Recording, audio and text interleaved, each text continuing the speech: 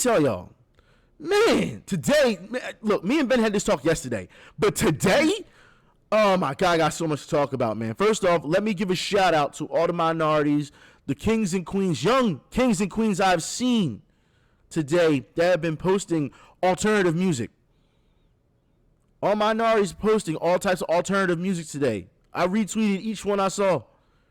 I want to give an applause to them because as far as I'm concerned, that's something that we need to have that talk eventually. I mean, it don't have to be today, but goddamn, I am so grateful to hear what I heard. You know, and it wasn't just the Willow Smith thing. There's other people who also doing it too. So yeah, I'm happy, you know, I'm happy for those type of people. So let me give them a round of applause real quick because they deserve it. They really do. All right. That was on Twitter. Last night.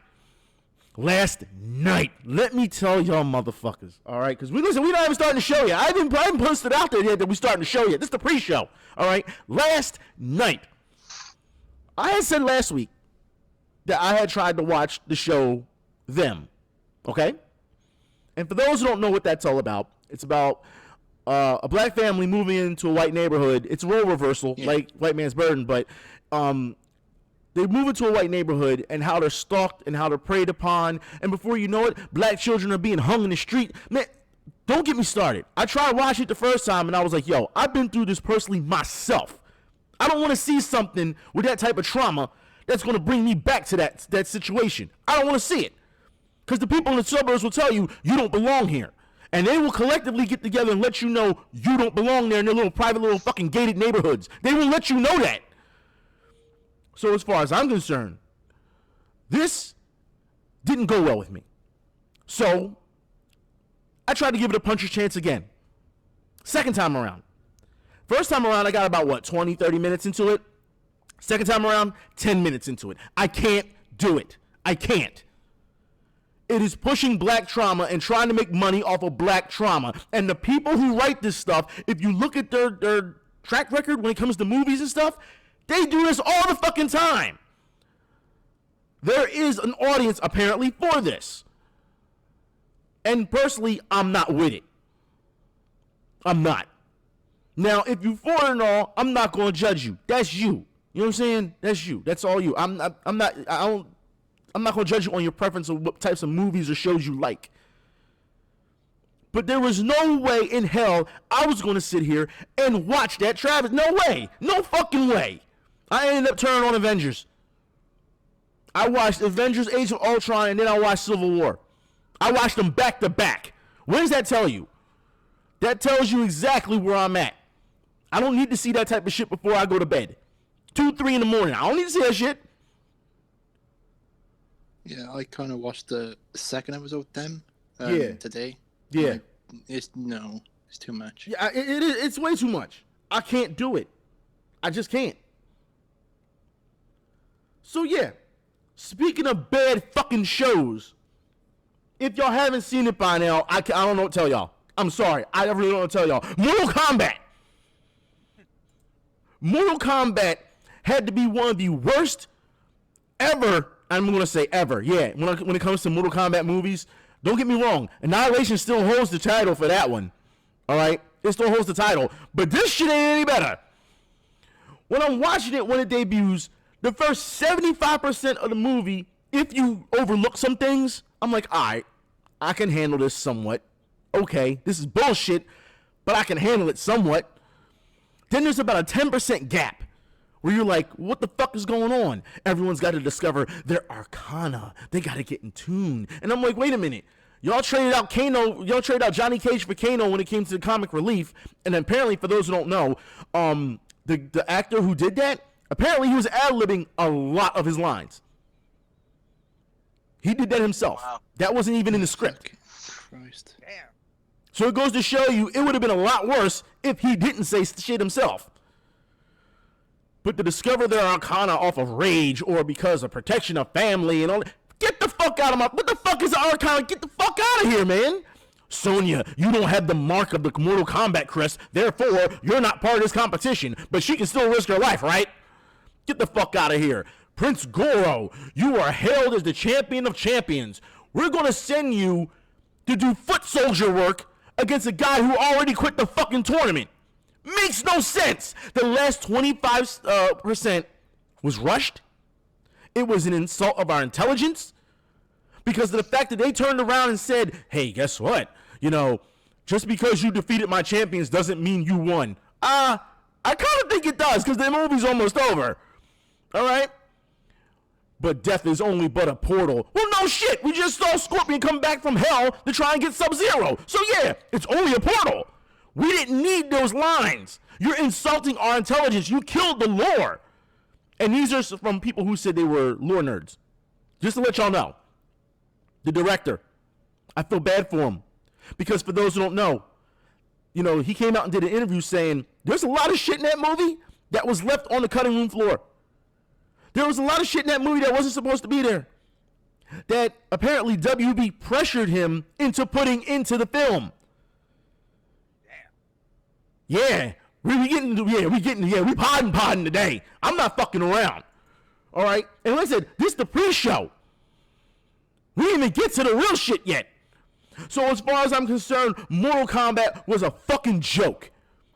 And people are like, well, what do you expect from a story where people shoot fireballs out their hand and blah blah? Motherfucker, please miss me with that shit. We know the story of Mortal Kombat. We know the lore of Mortal Kombat. If you're a Mortal Kombat fan, you know what the fuck to expect. And now it's being greenlit, what, 4 new sequels? 4 new sequels. Which, to be honest, I can see happening because there's a lot of characters that you can flesh out.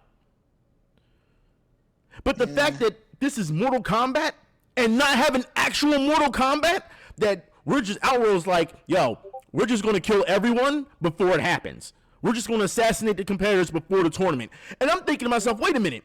They started in the beginning with the text telling you the battle between Outer World and Earth Realm, they've always fought in Mortal Kombat, but Earth Realm has lost so much that Outer World has, they have the advantage. Okay, well, if you have the advantage, why the fuck you killing people before the tournament? Why are you doing this? You got the advantage. Oh, there we go. I didn't even see it, dude. What's going on? Yeah, trust me, it's not worth watching. It ain't worth watching. They hyped this shit up for nothing. And they're like, well, the numbers exceeded everything. Yeah, because people were curious to see what was going on. That's why. Not because, oh shit, this is going to be good. No, because they were curious to see how it was going to play out. There's where your numbers came from. It's just like every bullshit-ass Resident Evil movie that came out. People got curious and was like, what the fuck they going to do next? I got to tune in to see what the fuck they going to do. Not because it's good, but because they want to find out what the fuck they going to do. To me, it was horrible. Cole was a fucking joke. A joke. Now, I get it that he's the ancestor of Scorpion. I get that. Okay? I don't have a problem with that. But when this man quits on the tournament because he quits in life because he's a fucking loser, all right? He quits in the tournament, and Raiden is telling him, because Raiden ain't worth shit either, the Elder Gods ain't worth shit either, as usual in Mortal Kombat lore. Raiden tells him to take his ass home. Tells him to go home and be a family man. Old boy is done. He is depressed. He's shut down. Why the fuck would you send Goro afterwards to kill him? To give him a reason to find his Arcana. Why would you give him a reason? This is the dumbest shit I've seen. I don't know what the fuck people were thinking. And people say, oh, this shit is hot. This shit is cool. No, it's insulting our intelligence. The movie is stupid. I wanted to do a run back in the movie. Couldn't stomach it. Best part about this movie is Sub-Zero stalking motherfuckers. That's it. They could have made a whole movie of Sub-Zero stalking people. And people wants to feel bad for fucking Scorpion? Oh, he killed his family and blah, blah, blah. You understand that Scorpion is a cold-blooded killer, right? That he didn't kill all types of motherfuckers before they got to his family. Yeah. I don't feel bad for him. I just feel bad for Scorpion or Sub-Zero. I don't understand that. I didn't understand anything that movie was trying to accomplish. The writers are saying, well, we wanted to make it before the tournament. What the fuck was the point then? Why you got Shang Tsung looking like he young? If we gonna go by lore, Shang Tsung should look old as shit. Yeah. I told Doom here, we were having this conversation yesterday. I said, you know what? I completely checked out when I saw some clips when Cole had fucking literal plot armor. It's plot armor that's absorbing. Yeah, it's absorbing plot armor. Yep. No, it's not even armor. It's literal fucking. You can visually see plot armor at this point, and I'm like, this is fucking stupid as shit. I was like, you mean to tell me that he has this armor that just negates all damage and everything and turns red and shit? Yeah. Absorbs damage. Absorbs damage. I was like, this is the laziest fucking writing I've ever seen. And I was like, and you're a boring ass fucking character too. You're just a fucking nobody. He's a nobody. And to be honest, I would have rather. To be honest, I don't mean to cut you off, but to be honest, go ahead. I would have rather them take out Cole and put in Kung Lao's descendant. He would have made the show better. Yeah. And y'all know what I'm talking about, right? I don't know if y'all know what I'm talking about. From MK11. If they would have put in his descendant and got him to watch Kung Lao get soul taken by Shang Tsung, it would have made a hell of a lot more sense. I cannot believe that we had to do this. We had to sit here and watch this bullshit. And then anyone watch that scene, go watch that scene over again. Yeah, Kung Jin, anyone, go watch that scene over again.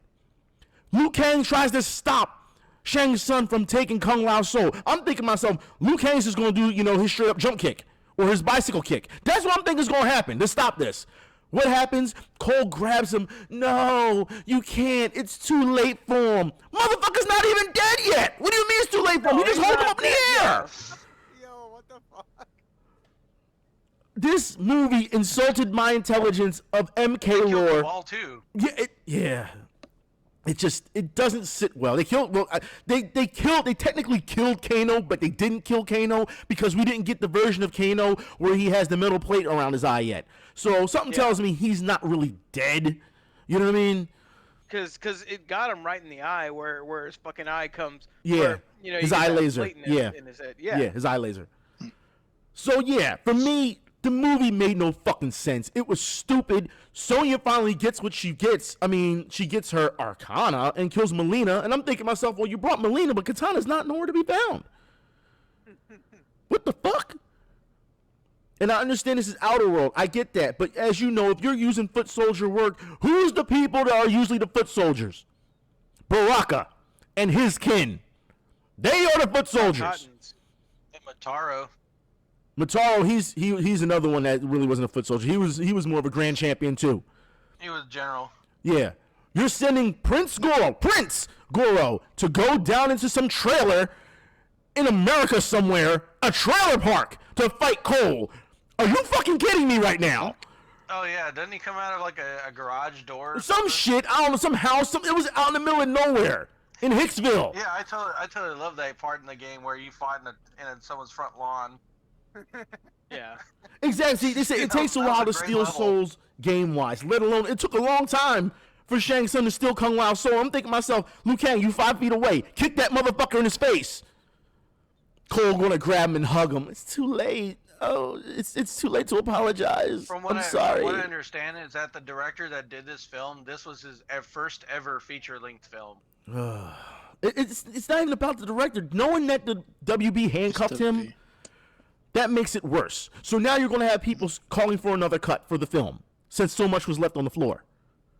WB has not learned their lesson. And people are like, oh, well, it made so much money. It made more money than the Snyder Cut or Wonder Woman or the Monsterverse. And then what happened? They announced that the Monsterverse is coming back not too long ago. Good. More monsters. Look, here's my thing. You remember, anyone else remember the Mortal Kombat TV show that used to come on USA? Oh, I remember that. Yeah. Yeah. After Grandmasters, right? After Grandmasters. Yeah. Yeah. It was either usually after wrestling. It was after wrestling. And it was a Mortal Kombat TV show. And you know what? That was more faithful to the games than this fucking shit. It was. Yeah. It was. And it's hard to watch. It really is. That's why I said I want everyone to get their fucking takes in now. I said, because when I go in, when it comes to this podcast. I'm going in. And people had all kinds of comments I was seeing on my timeline. Man, people tripping. Man, this movie ain't as bad as it was. Man, look at how they did things. Just because they took a couple moves from the fucking game, like when Sub-Zero would take some of Scorpion's blood and freeze it. Like, just because you take some moves from fucking game for some fan service doesn't mean the movie's good. And we're talking about a community. We celebrate and defend Street Fighter the movie to the end. We defend Mortal Kombat, the first one, to the end. For me, it was Tuesday. Exactly. Like, it's amazing to see just how fucked up they promoted this shit to the moon and decided, hey, we're going to still find a way to fuck this up. Let's take the last 25% of the movie and just completely fuck it up. It's like turning over the ball constantly in the fourth quarter. How do you do this? Nah, I gotta say something though. I still think the Super Mario Brothers movie was better. Fam. Man, Super Mario. That's what you want to go with. Super Mario. You want to gatekeep on the Super Mario. That's what you want to do. I love that movie, son. I grew up watching that. I would rather watch the Super Mario Brothers Super Show than watch the actual movie. Oof. Hey, that movie was good, son. I'm taking Captain Lou Albano any day. I'm sorry, I'm just them. Hey, I like the Super Show too, but the movie was good. Fucking Bowser in the suit, that shit was dope. You gotta be kidding me, bruh. You gotta be kidding me. Look, man, we got shit to get into. All right, I guess we should get started with the official countdown. All right, let's get to the countdown. All right, get ready, folks. That's right, 4, 3, your mamas, 2, your nans, 1, your daddies. It's Britney, bitch. Podcast Nation, Main Event TV, a.k.a. Me TV, a.k.a. the Iron Man out the frying pan and into the fire. I am often imitated, but never duplicated, slightly accentuated at times, all right? And I'm here with Mr. Wing Zero. I'm here with Curious Doom. I'm here with Thor Odinson. I'm here with the Red Comet. And gentlemen, you know what, man? Why not even do this? We already canceled. Yep. Given last episode's numbers, we canceled. I knew it was gonna happen. Motherfuckers tuned in for the first episode, and then the second episode was like, nah, fam, we not doing it. So either people lying about supporting us, or YouTube ain't doing their fucking job. It's one of the two. I'm usually gonna go with the latter on this one, because YouTube don't do their fucking job. But with that said, gentlemen, how's y'all been your weekend? How was your weekend? Mine was okay. I mean, I had to fucking get me a new router now. New router? Oh, God. Yeah. My old one recently died yesterday, so... Oh, no. So you just got, like, one thing online at one given time, or how are you getting by, man? Well, I got my my Verizon modem. Well, I was gonna say, why don't you just use your cell phone as a hotspot? I don't know if my cell phone has that. That's the sad. What do you mean your cell phone don't have it? Every cell phone have it. You got a smartphone, right? It would be part of his plan, or It would be part of his plan, probably, but it would still be an option. I know that my phone, yes, it technically does have the ability, but my plan is so fucking old. Yeah, it won't let me. As soon as I click tethering, it just shuts it right off. It says it's not included in your plan. See, exactly. That's what I'm saying. They should still give you the option, but if it's not included in your plan, then that's a whole different story. Yeah. Yeah. But man, no, go ahead, y'all. Go ahead. Keep it going. I know y'all gotta get some people gotta get some shit off their chest. I know some of y'all do. So go ahead. Mm-hmm. I mean, as for the weekend, let's see. We had what do we do? What did we do recently? We made some homemade personal pan pizzas. I saw y'all post that stuff. Yeah. What was it last night? Y'all at 3 a.m. in the morning. Y'all posted some go ahead. What you say? Yeah, I think it was it was a personal pan pizzas we made, and I don't know. We were just that was Doom. He posted some kale chips. Yeah, kale chips. Yeah, I saw 3 a.m. This 3 a.m. last night. I made some kale chips or this morning. Yeah, he made some kale chips. You posted pictures. I'm like, it's 3 a.m. in the morning. Like, 3 a.m. in the morning. I'm making kale chips. But here's the thing. I was like, why is he making kale chips at 3 a.m. in the morning? And I'm thinking, why am I still up at 3 a.m. in the morning to see it? Like, So I was like, yeah. Like, it goes to show you I get no rest. None. You know, what are sleep schedules nowadays? No, they're nothing. We've lost that especially- since last year. Or if you're a night owl. I was about to say, Yeah. what is a fucking sleep What's schedule? what's now? Mine day? has been Yeah. What's a day? so Yeah. upside down. Like lately, I've been fluctuating between going to bed at between 4 and anywhere between 4 and 6 a.m. now. I'm not surprised. So it's and it's just one of those things. It's like whatever. Stay up But around 6 o'clock. I have to in the force myself down to sleep, so. But you know what though, and that was something I was gonna mention. That was something that actually we tried, and I kind of want to pick it back up again. Okay. I've been playing Paladins. Actually, Doom played with me the other day, and Okay. he was one of those like, oh, let me poo-poo on Paladins, and then until he actually played it, he's like, you know, it's actually pretty fun once you have a group, but by yourself, it's kind of whack. Yeah, It's reminded me- alright. yeah, it It's reminded me alright. of It's a good, Overwatch it's a a lot. good alternative for Overwatch, but I mean, it's alright. All right, he's saying it's all right. He's trying to give it a little, dap, just a little. You know what I'm saying? Yeah. I played the game when it first dropped on PS4, and I didn't like the whole game, to be honest. Oh, I kind of wish dude, I wish the characters that on the roster were free, but I mean, it's They're not alright. free? I mean, That- you gotta can buy characters pretty easily. In Like, game, using in-game money. currency. Okay. Yes, Yeah, you can in-game use currency. in-game Okay, that's not too money. bad So, then. Okay, so the game is free to play, but think of it like this. I said, Joe, I was like, look, it's you got to think of it kind of like Overwatch. The game you can get all the characters and whatnot for one retail price, right? But then, or you can just do the free to play route and just play Just grind grind the it. game and then buy the characters you want. Yeah. Or and then that's when Doom was like, you know what? It'd be better if they just made money. They just gave you all the characters and then you just make money off of the microtransactions or like the skins or whatnot. And I'm like, technically you can still kind of go that route, but if you apply the same logic to Overwatch you pay one retail price and then after that you're buying and all you're paying for really is the loot boxes. There's your microtransactions Alright. that they're gonna make off of you. Okay. But with this one, it's basically the same thing. You pay one retail price, and if you want, you have all the characters now unlocked. Look, So what's the difference? I'm letting y'all know now. Next episode, we're gonna talk loot boxes because of the news that we got. Oh. But because we have a full yeah. schedule, But because of the full schedule we have today, it's a little different. I mean, is there anyone else who had a good weekend? Anyone? Ben? You think I had a good weekend? You had a good weekend? I'll let Joe go first. Sorry. No, everyone else went. I'll go go for for it. it. I'll go for it. then. Go for it. Go for it, man. So if anyone wants to know my weekend, it's been bullshit. But pretty much, I had to go through some bullshit because I was thinking, right, okay, I'm looking at the GNS and the problems with that. I wanted to get a game laptop, which, hey, I could play some games on it because I got a Steam account back in the day, so I want to play some more games. So I go to the retailer called Curry's. If you're in UK, it's kind of like a PC, like just random like electronic stuff. So I go to the store. They had like fucking 5 options there. They got nothing really there until I saw a Dell laptop, which was about $1,000. Yeah. Now, mind you, y'all heard the word right. It's a forbidden word that you should not trust. Say it again for him, Ben. Say it again.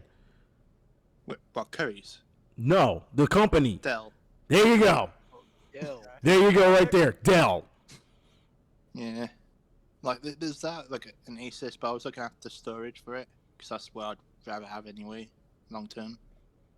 But, I went and tried and grab this. It was about $1,000, they said, and they said it was a great deal, guys. It's not as if it gives you, because they say that it was on about $835, because I'm practically paying for the Microsoft Word and Man, please, you could have got a key for that. I'm trying to hear that. You can go online and find a key for a Microsoft yeah, Word. you can get it for like £10. No, you don't have to pay for it. You can find it with no problem online. If you're looking for a Yeah, gaming I think- laptop, like What is it? What is it now? It's like you can only license it out now. You can't purchase. Yeah, it. they don't let you purchase Where's your anymore. license? They license, your license. Yeah, They want your license license it. right now. So yeah, it's an annual thing now. Same thing with Adobe Photoshop. They do the same thing. They're turning it into a service. And that's absolutely Everything's a disgusting. service now Yeah, for everything's a Microsoft, service. just It's about. fucking disgusting. Yeah. You just can't own shit. Well, Windows 10 is now become like an advertising platform for their Yeah. Office 365. Fuck Windows yeah, 10. yeah. Fuck Windows Yeah. 10 and above. Beyond, I should say. You wanna know why? Because they don't support certain programs still. They'll support like AVI and stuff like that, certain video programs. You know, like platforms, but they don't support Windows Media anymore. And that was the most compressed file you can do when you were making videos. So now your files are existentially larger, which makes no sense. Yeah, you got to use whatchamacallit. I mean, most folks now moved on to like using Adobe Premiere. Yeah. I think, or you. I was a or you Premiere could get guy away before. with the free route. Yo, I was a Premiere guy in early 2000s. I was a Premiere guy before they decided to start pushing that bullshit ass company presentation shit. What was that? What was that? The one you constantly got to click on. The bullshit ass system. I erased it from my mind. The fuck PowerPoint. That's what it is. PowerPoint. Yeah. Oh, jeez. Yeah, you see here? Yeah, PowerPoint. I was always PowerPoint years. Yeah. I've always been a Premiere guy as opposed to a PowerPoint guy. I never liked PowerPoint. Speaking about Premiere. Hell, if you want to know, like, this is what I do for our folks for our episodes that we do for this podcast. Dude, I'm using Notepad. Yeah, that's what I'm using. I'm using Notepad. Notepad. Mhm. You can use Notepad. So I know what subjects we're talking about. Notepad. yeah, wait, you're not using Notepad plus plus? No, I don't need plus I mean, you plus. could use- Basic Just Notepad is Notepad. enough. You could use Notepad. You could use. I also used LibreOffice. That's another one. It's just free. It's basically like Microsoft Office but free. So and it's a legitimate thing. I mean, shit. Wait, Brian, Multi-million-dollar you said- company I used to work for used it on almost all their computers, and I'm like, okay, it's a multi-million-dollar. But Brian, you said LibreOffice, so Yeah. a bunch of luchadors made that? Well, look, we just saw luchadors. Where were they at? Was it in Florida? We saw a bunch of people fighting and carrying on wrestling in the streets of Florida. Literally had their tights on. Hell yeah, man. Yeah, we That's just saw awesome. that. And then we saw luchadors. Was it Mexico? They was making sure people got their shots, and they was putting people on headlocks to make sure they got their COVID shots. I'm like, yo, luchadors is not playing around. They out in the streets. They out here. Fuck all that. But at the end of the day, Ben, like, if you got questions about laptops, I can point you in the right direction of a YouTube. This guy on YouTube named Ben 2D or Dave 2D. He's the one that convinced me to get my laptop. he's pretty awesome. He really does his homework, does the ins and outs of all the different laptops and what you're trying to do. If you want a gaming laptop, I mean, there's a lot of options out there, and especially from Asus now and Lenovo, they've really caught up, and like it's just depending on, of course, what you want. And storage, I would say, would be the least of your problems, man, because you can just do what I do. Like, I have an external SSD. Yeah, you can always get an external hard drive. You can. You can And always. especially if you have Thunderbolt, if you really want to go like full like have a laptop and then just kind of use that as a desktop replacement, you can always get a Thunderbolt.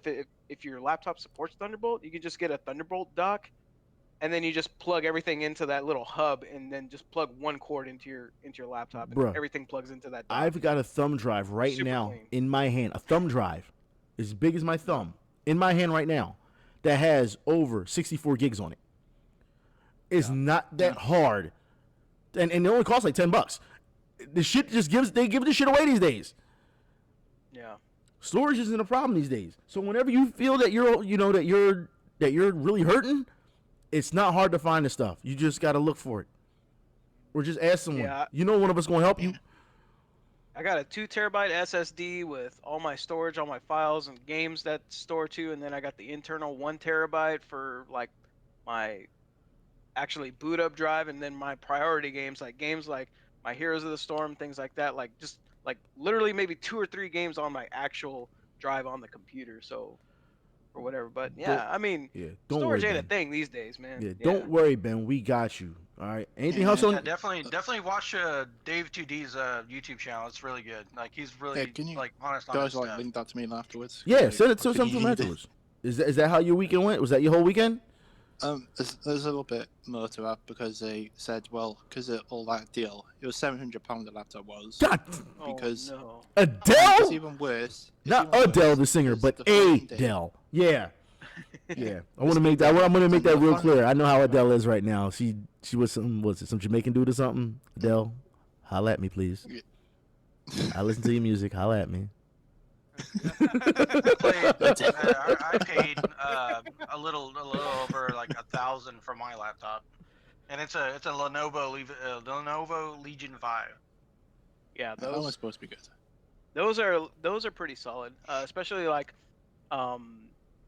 because it has a new the newer generation AMD processors that use a Zen architecture, so it's just they run a lot cooler and they're able to carry out more threads of just handle a lot more multitasking Yeah. too, Listen, as Ben, far as the new AMD between- processor. Ben- What's funny about it is that it looks like a regular old laptop, but on the inside it's actually a gaming laptop. Yeah, his looks like a businessman's laptop. well, that's the thing. I put it like this. He should know by now, between all of us, that we got him. You know what I mean? When it comes to that type of stuff.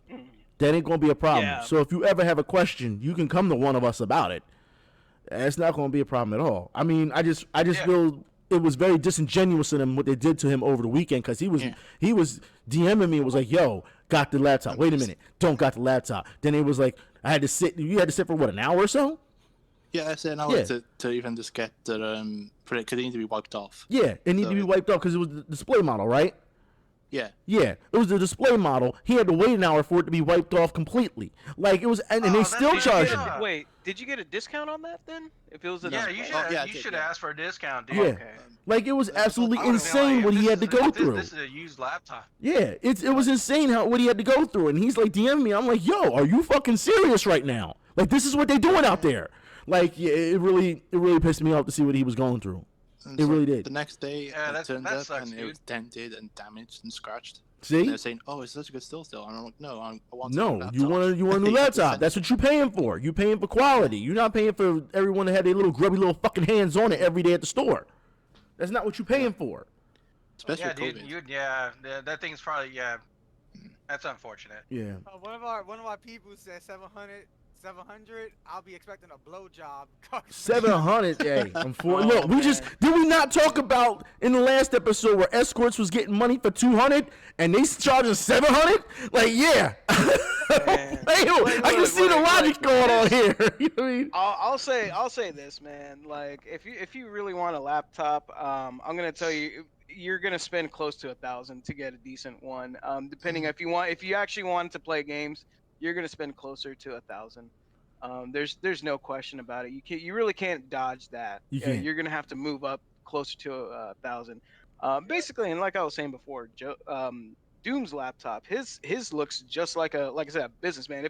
If his were a person, it would be like his He be the Men in Black. laptop is where He be the Men in Black. Mine is You wearing ain't a see fucking shit. mullet. Mine is that, yeah, like if his was a Man in Black. The Men in Black has a nice suit and everything. Mine looks like it has a mullet. No, he's got the party in the back. He's ready. Yeah, I'm being for real. Mine is his is very understated and very powerful. It's a very powerful laptop. Mine is completely over the fucking top and not practical for anyone. But to be honest, it kind of tells your personalities. It kind of does. His laptop costs a little bit more than mine. Like I said, mine is priced at $999, and then with tax and stuff, all that, it came out to just slightly over $1,000. Yeah, his was a fucking deal because you get that, and you had the Make really sure it's good an AMD processor, Ryzen on the inside. and he had it's a gaming graphics card and everything in it, and it runs just fine. Mine was, they try to stuff the biggest fucking what was it, RTX back when before the 30 series came out. They put a 2080 Super and try to stuff it into this small laptop. So when anytime I'm playing a game, these fans are loud as hell. Yeah, But you know it's gonna what? take off. Screaming. Yep, it'll take They are off. screaming. You cannot tell it is a fucking laptop though. I can run every fucking game, max sliders all the way up. But you know what? I'm That's deaf in one ear. that's why you didn't have a problem with Cyberpunk. That's why Exactly. you walking around like, hey, this game good, and everyone is the rest of us is looking like a bunch of fucking peasants out here. That's what it was, and you was like, nah, fam, played on PC, biggest- max sliders. The biggest fucking penalty though is just like I said, it's just loud as hell, man. That's all I gotta say. It's I'm still small paying price for for my- salvation. It's all right. That's small price. Yeah, no, if you ever have any fan like, if you ever have any like computer questions, definitely don't. Yeah, hit them up. ask. They come on, man. They know. Yo, Speaking of fucking computers, I'm still paying for my computer. goddamn, Shit. My shit costs like a grand and some change. damn. Yeah, mine. I wish mine was a grand and some change. Mine was like 2.3 grand. Well, look. Yeah. let Oh, me you got get- yours under a payment plan. Yeah. Oh, he got a payment plan. That's why. Okay, it makes sense. Okay. But Yeah, that makes sense. my weekend. let's get to the main event. My weekend. Yeah, let's hear this weekend. Full of bullshit. All right, let me tell y'all. All right, so I did not watch Jake Paul versus Ben Askren. All right, not Askren, Ben Askren. All right, because this motherfucker took a dive. I saw this on Twitter because I wasn't paying for this shit. One punch knockout bullshit. Look, it's scripted.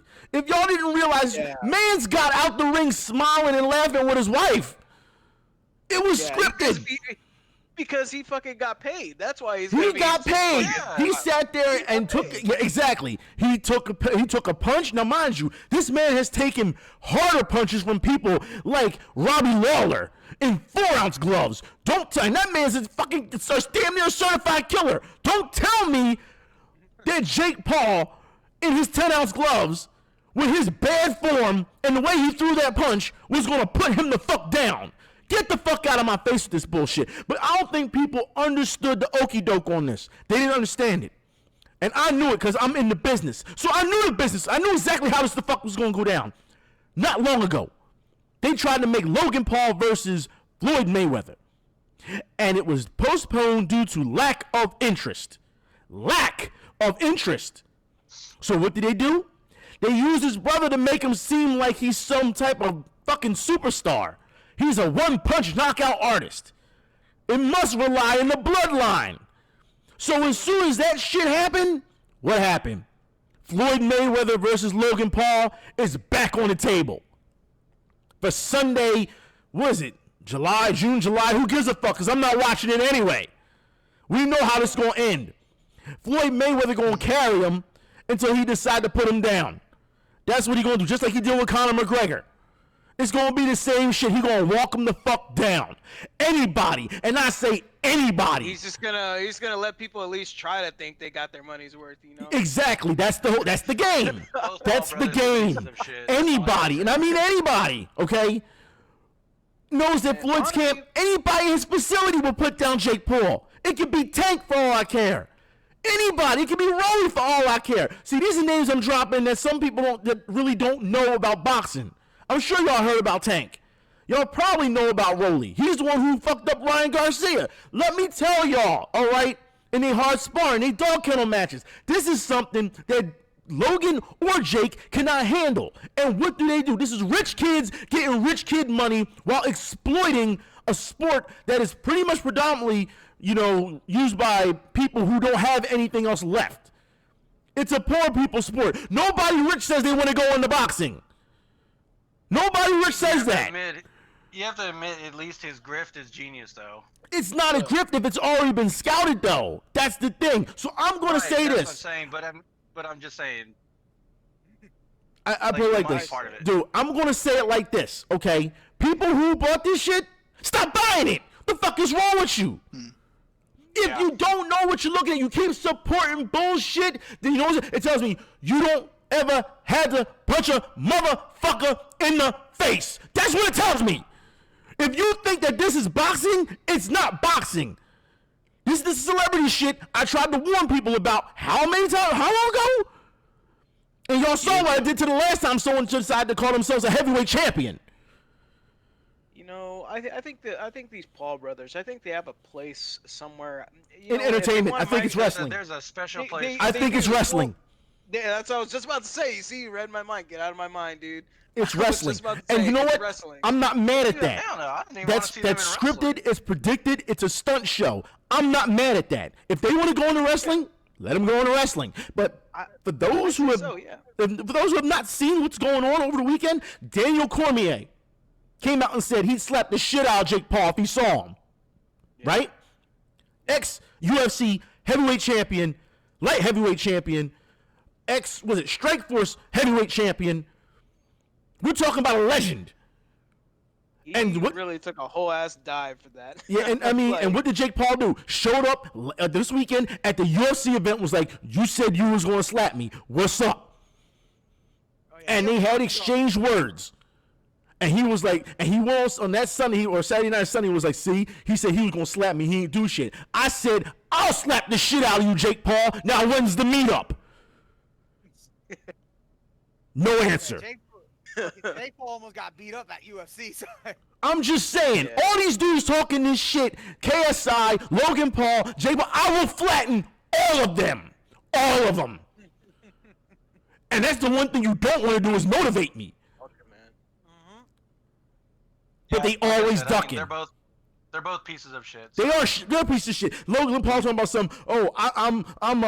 I'm reformed. You're not reformed. You still exploiting people. You're exploiting the sport and its people. Can someone tell me where they've given back to the sport of boxing? Have they opened up a facility for kids who don't have anywhere to go? Have they done that? Nope. No. Nope. They are not part of this community. They're not part of our sport. Get them the fuck up out of here. And now Jake done fucked up. Because he talk about fighting Usman. And you understand that Usman, that man is a certified killer. You get in the ring with Usman, he gonna kill you. Kobe Covington found that shit out real quick. Maybe he might take that dive. Masvidal, yeah, it depends on the money. Masvidal found that shit out over the weekend. I'm tired of people acting like all this shit is going on. Like they the shit. You understand they paying them beforehand saying, look, this is what's going to happen, right? And that's it. These guys are taking dives. So they can get, and I put like this, Triller, what the fuck is wrong with you? Triller, for those who don't know, Triller is the people who bought out Versus. When you saw the rap Versus and stuff like that, and they was making money. Swiss and Tim and all into it. They sold Versus to Triller. Triller got millions upon millions upon millions of dollars. What did Triller do this week over the weekend after the fight? First off, they gave Jake Paul some type of fruit roll-up belt. I don't know what the fuck that was. I've seen fantasy football belts. You could buy off like the kids section I've at seen a fantasy store. football belts look better than that shit. This what y'all do with your money? Then afterwards, they went after the people who streamed it illegally, and they trying to sue everyone now. Look at that.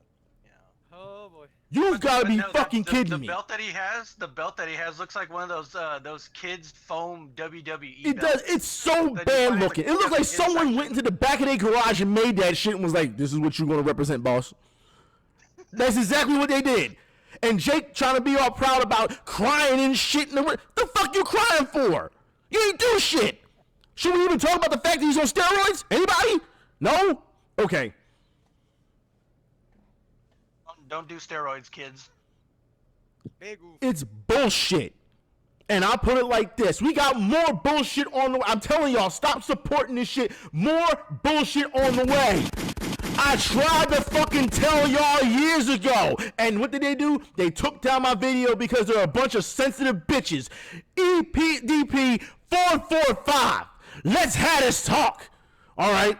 For those who don't know, not too long ago, Have a seat. yeah, have a seat. Really? I mean, no. We got to do this the right way. All right? Because it seems like people don't understand what I'm about to get into. Okay? So we're going to do this the right way. All right? You're right. He going to have a seat. But ladies and gentlemen, y'all should know exactly what I'm going to say. Ladies and gentlemen, we got him. We got him. All right? Seriously. Gentlemen, we got him. That's right. We got him, all right? For those who do not know, EDB445, him and I have had our differences in the past, all right? Contacting the Redskins and thanking them for, kicking the Eagles out the playoffs, and I went off on him. Mind you, that was me just uploading 15-minute footage, and then he responded with him crying. The fuck out, and then he deleted it afterwards. Fuck out of here.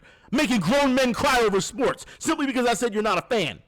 His fans took, 2-3 years trying to get that video taken down. They successfully finally got it taken down.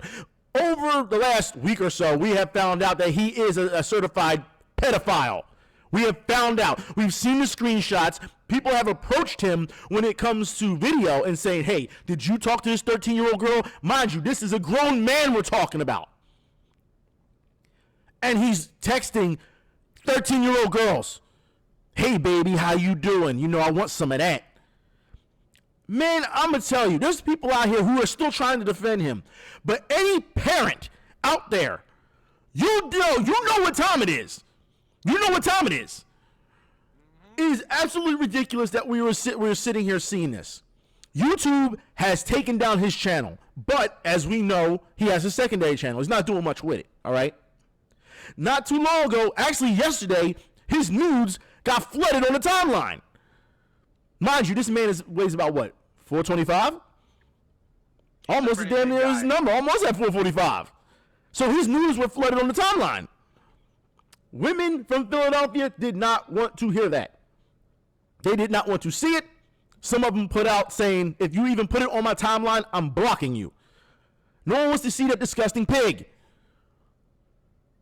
And I say that due to the fact that, not because of his body type, but the fact that what he is trying to pull. This is the same person who had an Indiegogo, GoFundMe, so that people can buy him a fucking car. This is the same person who had a GoFundMe so that people can buy Eagles tickets for him because he lives in California and had to fly to Philadelphia to see the Eagles. This is the same person who had people pay for him to go to the Super Bowl and watch the Eagles win against the Patriots.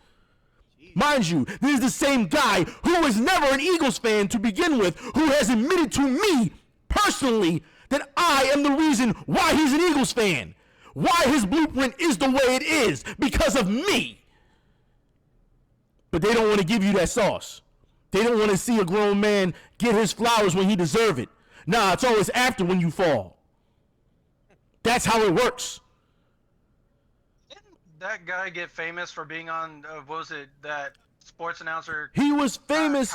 He was famous. He got famous because Tosh decided to run some of his stupid fucking videos, and Tosh.0 was stupid as it was anyway. Where's he at anyway these days? Exactly. Like I said to these people before, I was here before you, and I will be here after you. And speaking of these fucking clowns, the guy who exposed him, full-blown racist. And a full-blown pedophile himself. Yeah. Yep. We found that out. Yep. And his channel was taken down. Policing themselves in, I guess. I mean, I don't know what kind of fucked up justice this is, but you know what? It sounds like they're trying to police themselves. Yeah, trying to. I don't know how you do that shit. But his channel his channel got wiped too. He got suspended and everything. Full-blown racist. Full-blown pedophile. It's also like all of his pedophiles that he in quote captured have all been thrown out because of the harassment that he put in the channel. It's all of this exploiting. It's crazy to me that one of Philly's own, Pooh, he made a video, well not a video, but he was on stream, and he had said to people, I think I'm entitled to an apology for what I said about EDP back then. He said, matter of fact, y'all should be giving Event his apology. He said, the way Event treated him back then, he said, could you imagine what he would say now? That's what he said in this video. And I had to run that back at least 5 times and think to myself, should I do a single video and go in? Or should I leave it alone? That's up to you. I decided to leave it alone due to the fact that they're never going to give you your apology. They never do.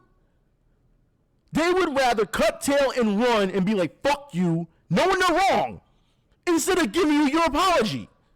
That's what they do. So it will be wasted time and wasted energy. And for those who don't know, you can take money away from people and they can get it back.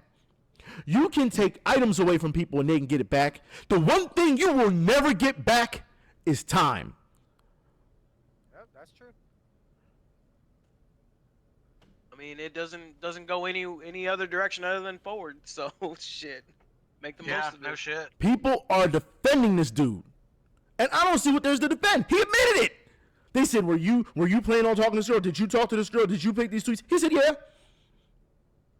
He said it with almost damn near with confidence. Yeah, with At a confidence. certain point, if you He watch, admitted if you it. watch the clip, He owned up if to you it. watch the clip, right when he says, "Well, I'm gonna call the cops," then he starts to get nervous and panic, and then he gets on the phone and he tells his buddy, "Hey, I might be going in jail." Yeah, that's kind of funny you say that, because yesterday we found out that EDP, he was doing a video and he pulled out the phone, and here it was a dummy phone, and he was acting like he was receiving a call, but you can see on the screen he wasn't receiving a call.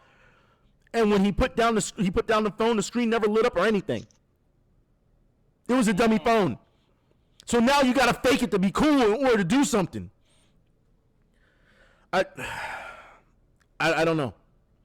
Hollywood motherfuckers. This is what people do for clout. This is what they do. And Philly Twitter, let me talk about fucking Philly Twitter. Philly Twitter, all right? Philadelphia Eagles Twitter. Yeah, it's going fucking down. They fuck all this bullshit. It's going the fuck down, all right?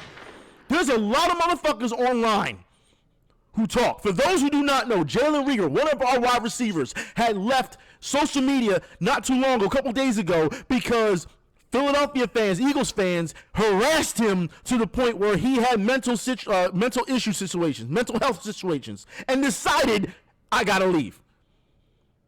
There was an article written about it. Philly fans started pointing fingers at each other. This is the same fan base that almost got a woman, a couple weeks ago, to kill herself over a fight between what's a pancake and what's a crepe. Same fan base. Yeah, I remember you talking about that. This is like absolutely pathetic. If you're gonna fucking moan about the most basic fucking shit, Over go fuck bullshit. yourselves, you fucking overweight piece of shit. Delete your Twitter, go fuck yourself, and hang back into the crazy asylum. No, The you A deserve girl- grape is simply just a Go French to the same pastry. The girl, or should I say woman, because her mother got involved too. Oh, great. Christ. The woman tried to Never kill any herself. good when She you get your mom canceled. involved. She shut down her account. She tried to kill herself. They had to put her on the watch. Then she came back not too long ago, thanking people for still supporting her. And this is not the first time, because the girl who was doing the Sixers, I don't know if y'all know, but when the Sixers win, we have our own little theme, Philadelphia 76ers. Mind you, she's a minor, but she was playing on the piano the theme song. Every time the Sixers win, she would post her playing on the piano the theme song, so it would catch on. Guess what? They got her up out of here too. The fuck? What the hell, man? And it wasn't just, but I will say it wasn't just the Philly fans. It was also opposing sports teams fans as well. She's a fucking minor. And all she's doing is playing the 76ers song on her piano. What the fuck? That's a whole vibe. And y'all gonna steal that? Y'all gonna take that away from us? See, and people cry like if this happened in the wrestling scene, like it's. Oh, we're gonna get to wrestling in a minute. Oh yeah. Yeah, we will. But I want to let let Ben Philly take Twitter that. know. See, this is why I tried to tell y'all years ago. I said I am not part of that Twitter. I disown part of that Twitter, because as far as I'm concerned, it doesn't represent Philadelphia. I'm telling y'all now, if y'all come to Philadelphia and y'all start talking sports with people in real life, they're not gonna act like the people they do on Twitter. They're gonna be cool with you. They don't act like that. However, I will say, the same people who sit here, and I want to make sure I want to fucking really make sure I talk about this, all right? For those who don't know, all right? Real deal, all right? Y'all know what I'm talking about at this point, right? With Prince Blue. He has his own show now. It's not even about the sports show anymore.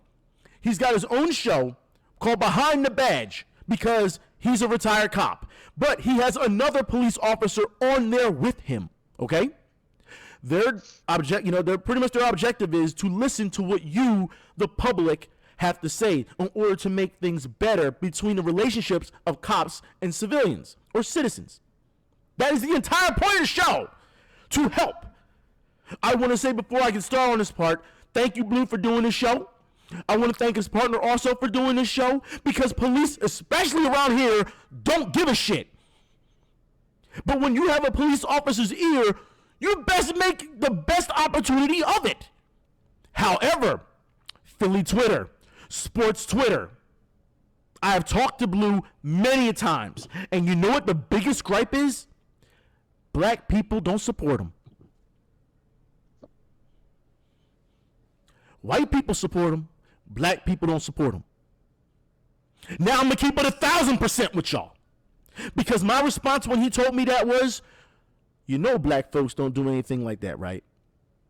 We first the trends, but we last the responsibility. He understood. So for all these people talking about cops killing black folks, but ignoring our murder rate when it comes to black folks killing black folks, and I understand that too, because if you think about it, predominantly whatever the race is in those areas are going to end up killing somebody. If you're in the suburbs and majority of your people are white people are going to kill white people. So I understand the theory. I get it. But when someone is actively trying to fucking help your situation or help your community, you step up.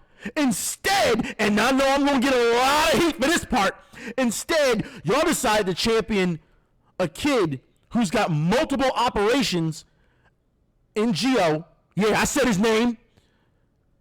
And he wants to interview our starting quarterback, our former quarterback, or any other player. Let me tell y'all something right now. That kid has been through a lot that I could not even imagine. Okay? Yep. But to use that child, and that's how I see it, to use that child so that you can get some fucking talking points in, y'all would rather support that shit than support what's going on. Do you understand how many people have been killed in this fucking city alone? Just this year. Not last year, this year. And y'all not supporting that shit to stop it? Bruv. Yeah. But y'all, but they'll support the kid who came out of operation and wants to talk to Jalen Hurts or Carson Wentz or whatever. This is where the dividing line is between the real and the fake. This is exactly where it is. Yep.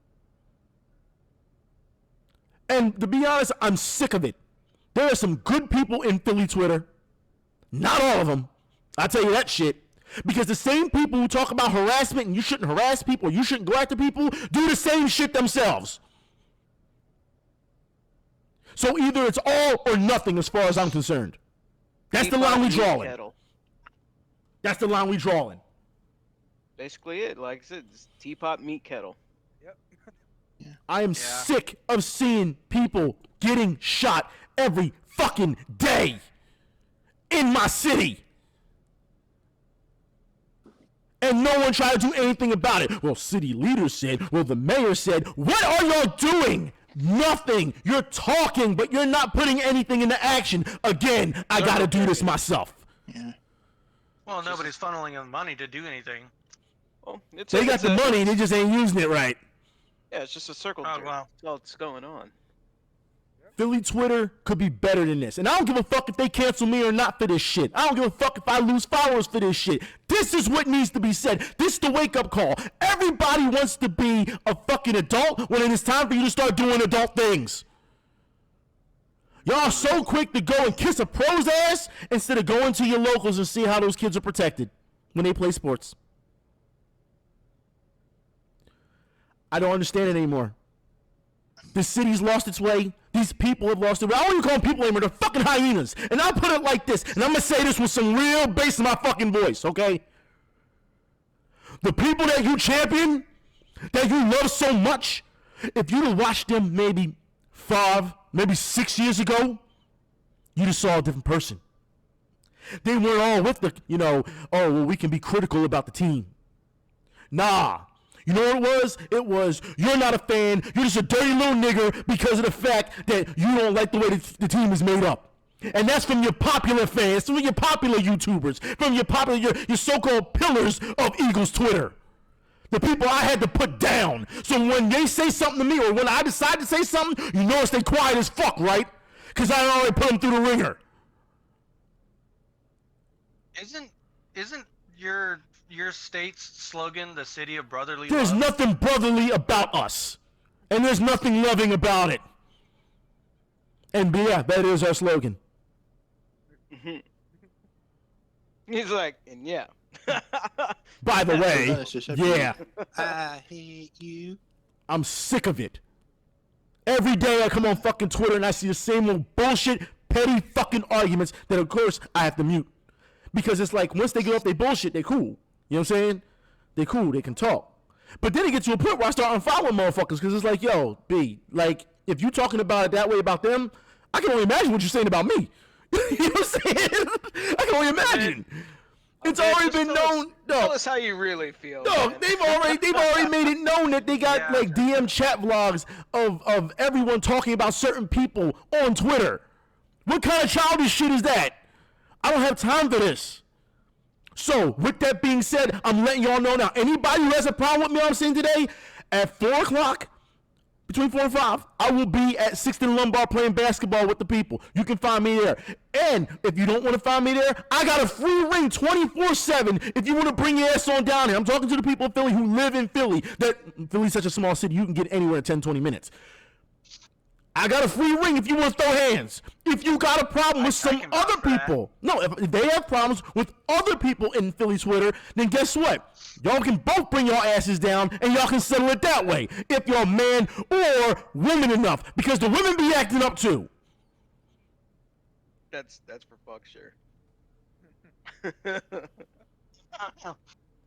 I'm sick of it. I feel like I am going fucking crazy trying to do all these fucking projects here. Because they want to act like they fucking fly. What you got to act fly about? What you doing? Nothing. They want a grandstand. And as far as I'm concerned, y'all should know by now, I'm not for that shit. I'm not mad at anybody trying to get someone popular on their show. You don't ever see me reach for that shit, do you? Ever. I made my bones the way I've done it by myself.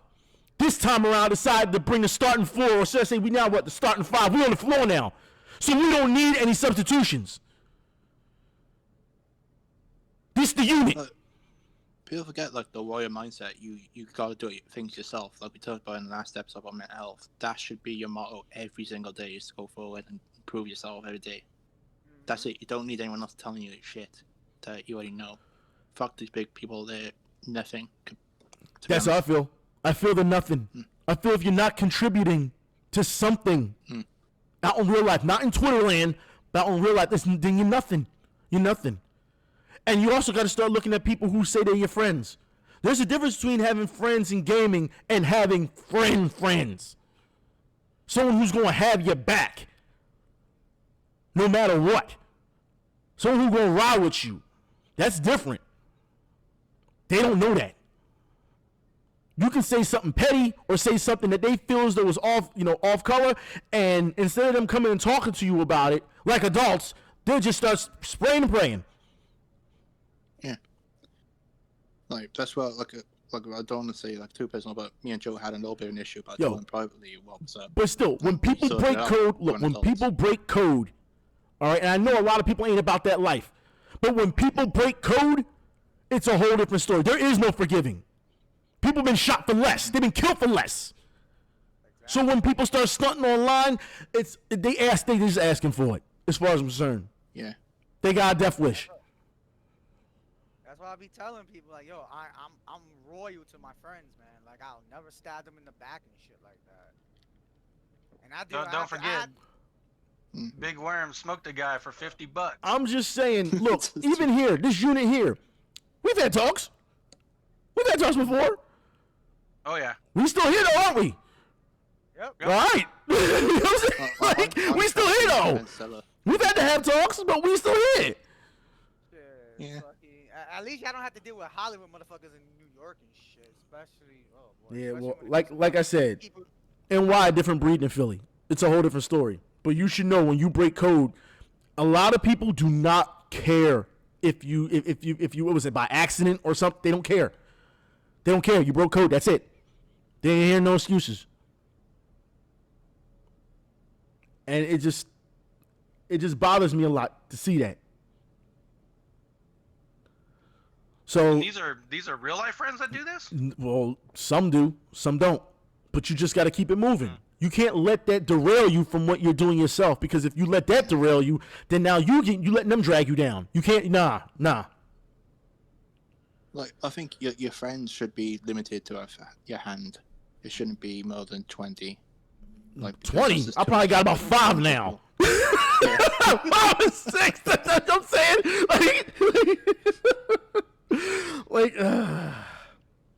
It's just, yeah. It's tough, because there's a difference between your friends and then the friends you consider family. There's a difference. You know? Yeah. So friends, you be like, all right, you did this, some snake shit, fuck you then. But friends you consider family at that point, it's like, all right, you know what, maybe we need to have this talk. Let's try and air this shit out. There's a difference. Yeah, like I said, I mean, Doom here and a few of my other like close friends, we've been friends for damn near more than 30 years. So, you know what I'm saying? At that point, they're pretty much my brothers. So, Yeah, pretty much. yeah. Yeah, I mean, It's crazy how it works. it is crazy. I mean, but speaking of crazy though, we need to move on. British wrestling, should it be a sport? Should it? British wrestling, I okay, think so. I don't know about it, but you know what? I really imagine like, you know, the old British boxers, but just wrestling. You have like they're like fucking have long curly mustaches and shit. That's just what I imagine. Ben, you want to take point on this what I one? imagine. You want to take point on this Should we one? let? I think we should let Ben take this one. So, Okay. Boy, mate. Where's your license for your wrestling? License. yeah, that's a good question. I don't have a license, unfortunately. I'll see you later.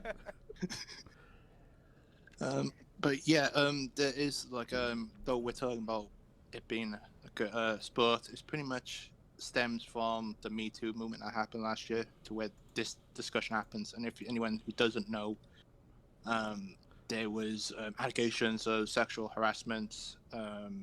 There's been accusations of sexual assault. So accusations. We're talking. Are we sure about that? Are you sure about that? I'll say it's alleged. Alleged. Are you sure about that? I think some of it's true. Okay. There's been some people have admitted to some of it. So Allegero was confirmed that he was bullying the boys in training, Okay. and so there's that, and Travis Banks, which I ain't gonna say anything. 'Cause, again, like most of this stuff, I can't say verified or not, because again, I wasn't there. You weren't I was there, only as yeah. a fan. That's understandable. But I can say, like, when it comes to training, I can verify that in my experience, I've seen it, because I've dealt with the trainer in question who did that. Okay. Yeah. For those who don't know, Ben which- has trained to wrestle, Trained. to professionally wrestle. So Like, not, wow. like, yeah. So you have a source right here. All right. like I trained like maybe a couple of times for this Welsh promotion, and I stopped because of the abuse, because I had enough, because it was going to get into a altercation. So I don't do all that crap.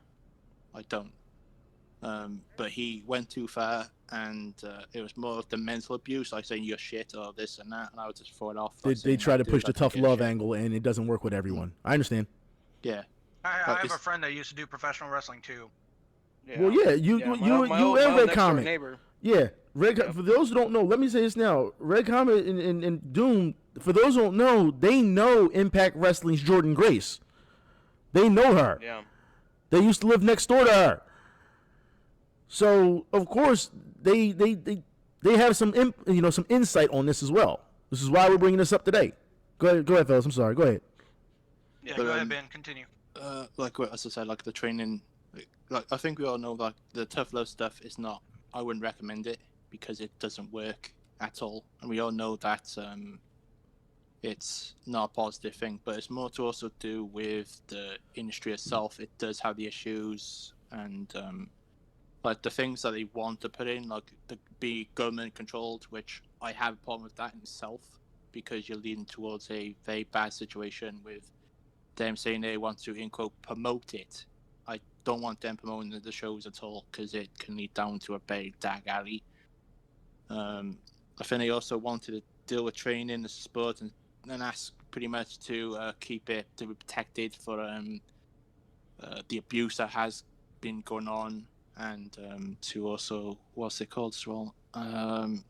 No, to stop the accusations of what's been going on with the assault and Yeah, well, we've seen a number of assaults, that have come up, and I mean that brings us right into our next topic, because we said if it should be a sport or not. Joey Ryan, professional wrestler Joey Ryan, comments on Tony Khan and AEW. Now I'm thinking to myself, Joey Ryan. First off, I used to be a fan of Joey Ryan. Okay, I used to be a fan of his wrestling. Don't you have some cases you need to beat first before you decide to open your mouth about other people? Because he part of the Me Too movement too, right? Yeah, he is one of them as well as. But this actually being shown in the United States. So what's his name? From I can't even think. Shakara, the promoter, has also been accused as well in the past. Okay. So there's Where's been Shakara? Shakara is Shakara, yeah. There was a number of people who just, when this came out, they had to go get therapy. They left the organization to go get therapy. It's absolutely insane. I don't know. Joey Ryan only done, I think, was it like a month or two ago, saying he was going to close all those vacant cases as well. That's what he said, but it doesn't mean it's going to be true. I mean... Yeah. Well, I mean, he's optimistic. He's going to bring it back. That's what he's being optimistic. But I mean, wrestling is a sport. If you're good, look, I put it like this: these guys and girls get slammed 300 and probably 60 days a year on their backs. Yep, just about. Yeah. It's an all-year sport. I can't call it sport. I like I said, I call it a stunt show. That's why I think it is, because it's already predetermined on what's going to happen. So I call it a stunt show. Should it be recognized as a sport? I don't know. It's debatable. It's very debatable. Should they have a Hall of Fame? Yes, they deserve a Hall of Fame. And I don't mean a Hall of Fame that you're seeing now. I mean somewhere physically you can go to go see this stuff, like a museum. Like, have you ever heard of the World of Sport? Yeah. So pretty much it's like a 5-minute rounds. It's like how the UFC used to be. How it really 5-minute rounds per match. Like, gotcha. So that's where I want to see it to go back to maybe that kind of thing. Uh-huh. Yeah. Because that was, then you can say it's a legit sport. Wrestling has evolved so much, though. Yeah. We went from guys who were mat wrestlers to guys who were doing flips, 50 flips a match. And they end up with knee injuries and all types of leg injuries and all kinds of injuries. And it's like, dude, I couldn't even imagine myself trying to do 3 flips a match. You know what I mean? Let alone as much as the output they put out, the energy they put out, just to entertain people. And I think it's another thing. Yeah, our friend Ryan, who's the wrestler, who's the former wrestler, he got a couple of injuries from doing some wrestling. Yeah, I'm not surprised. Let one move mess up. Just one bad choreography. Just one move. And someone's either going to end up in a hospital or someone's going to end their career. One move. We've seen that. One botched move. Yeah, it's all it takes. I mean, look at Draws. Look what Draws, happened to Draws. he's still in a wheelchair. Dude, yeah. Yeah, he's still in a wheelchair. It is crazy. There's so much that there's so many problems with wrestling itself that I really don't want to get into it right now to save it for another episode. But okay. Yeah. Also, for those who don't know, I want to plug this before we go any further. Dark Side of Wrestling coming back. Yeah. Brian Pillman. They're starting a 2-episode series with Brian Pillman, and it looks amazing. Oh, wow, really? Yeah. With flying Brian Pillman, it looks amazing. They're going to show you the meltdown and everything for what they showed on the trailer. All right. So yeah, but yeah, we're still in this wrestling phase though. I mean, for those who don't know, WWE is teaming up with Crunchyroll for an original anime series. Now, we had this talk before. WWE anime. We talked about this, and I said as long as this is like Ultimate Muscle, I'm all for it. But something tells me it's not going to be. You're gonna have super duper herper derp super scene. Well, Hulk Hogan, I'm not rich. Yeah, Hulk Hogan's going to have another opportunity to come back and say, brother, and yeah, we know.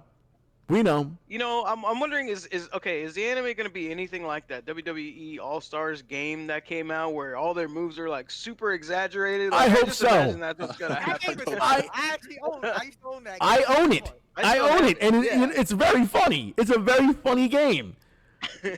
Yeah, because I just remember, what was it? fucking Ultimate Warrior's Gorilla Press. He just fucking throws you way the fuck in the air. Dog, they and then could throw jumps you up after outside the you. ring and you land in alligators' mouths. I'm for it.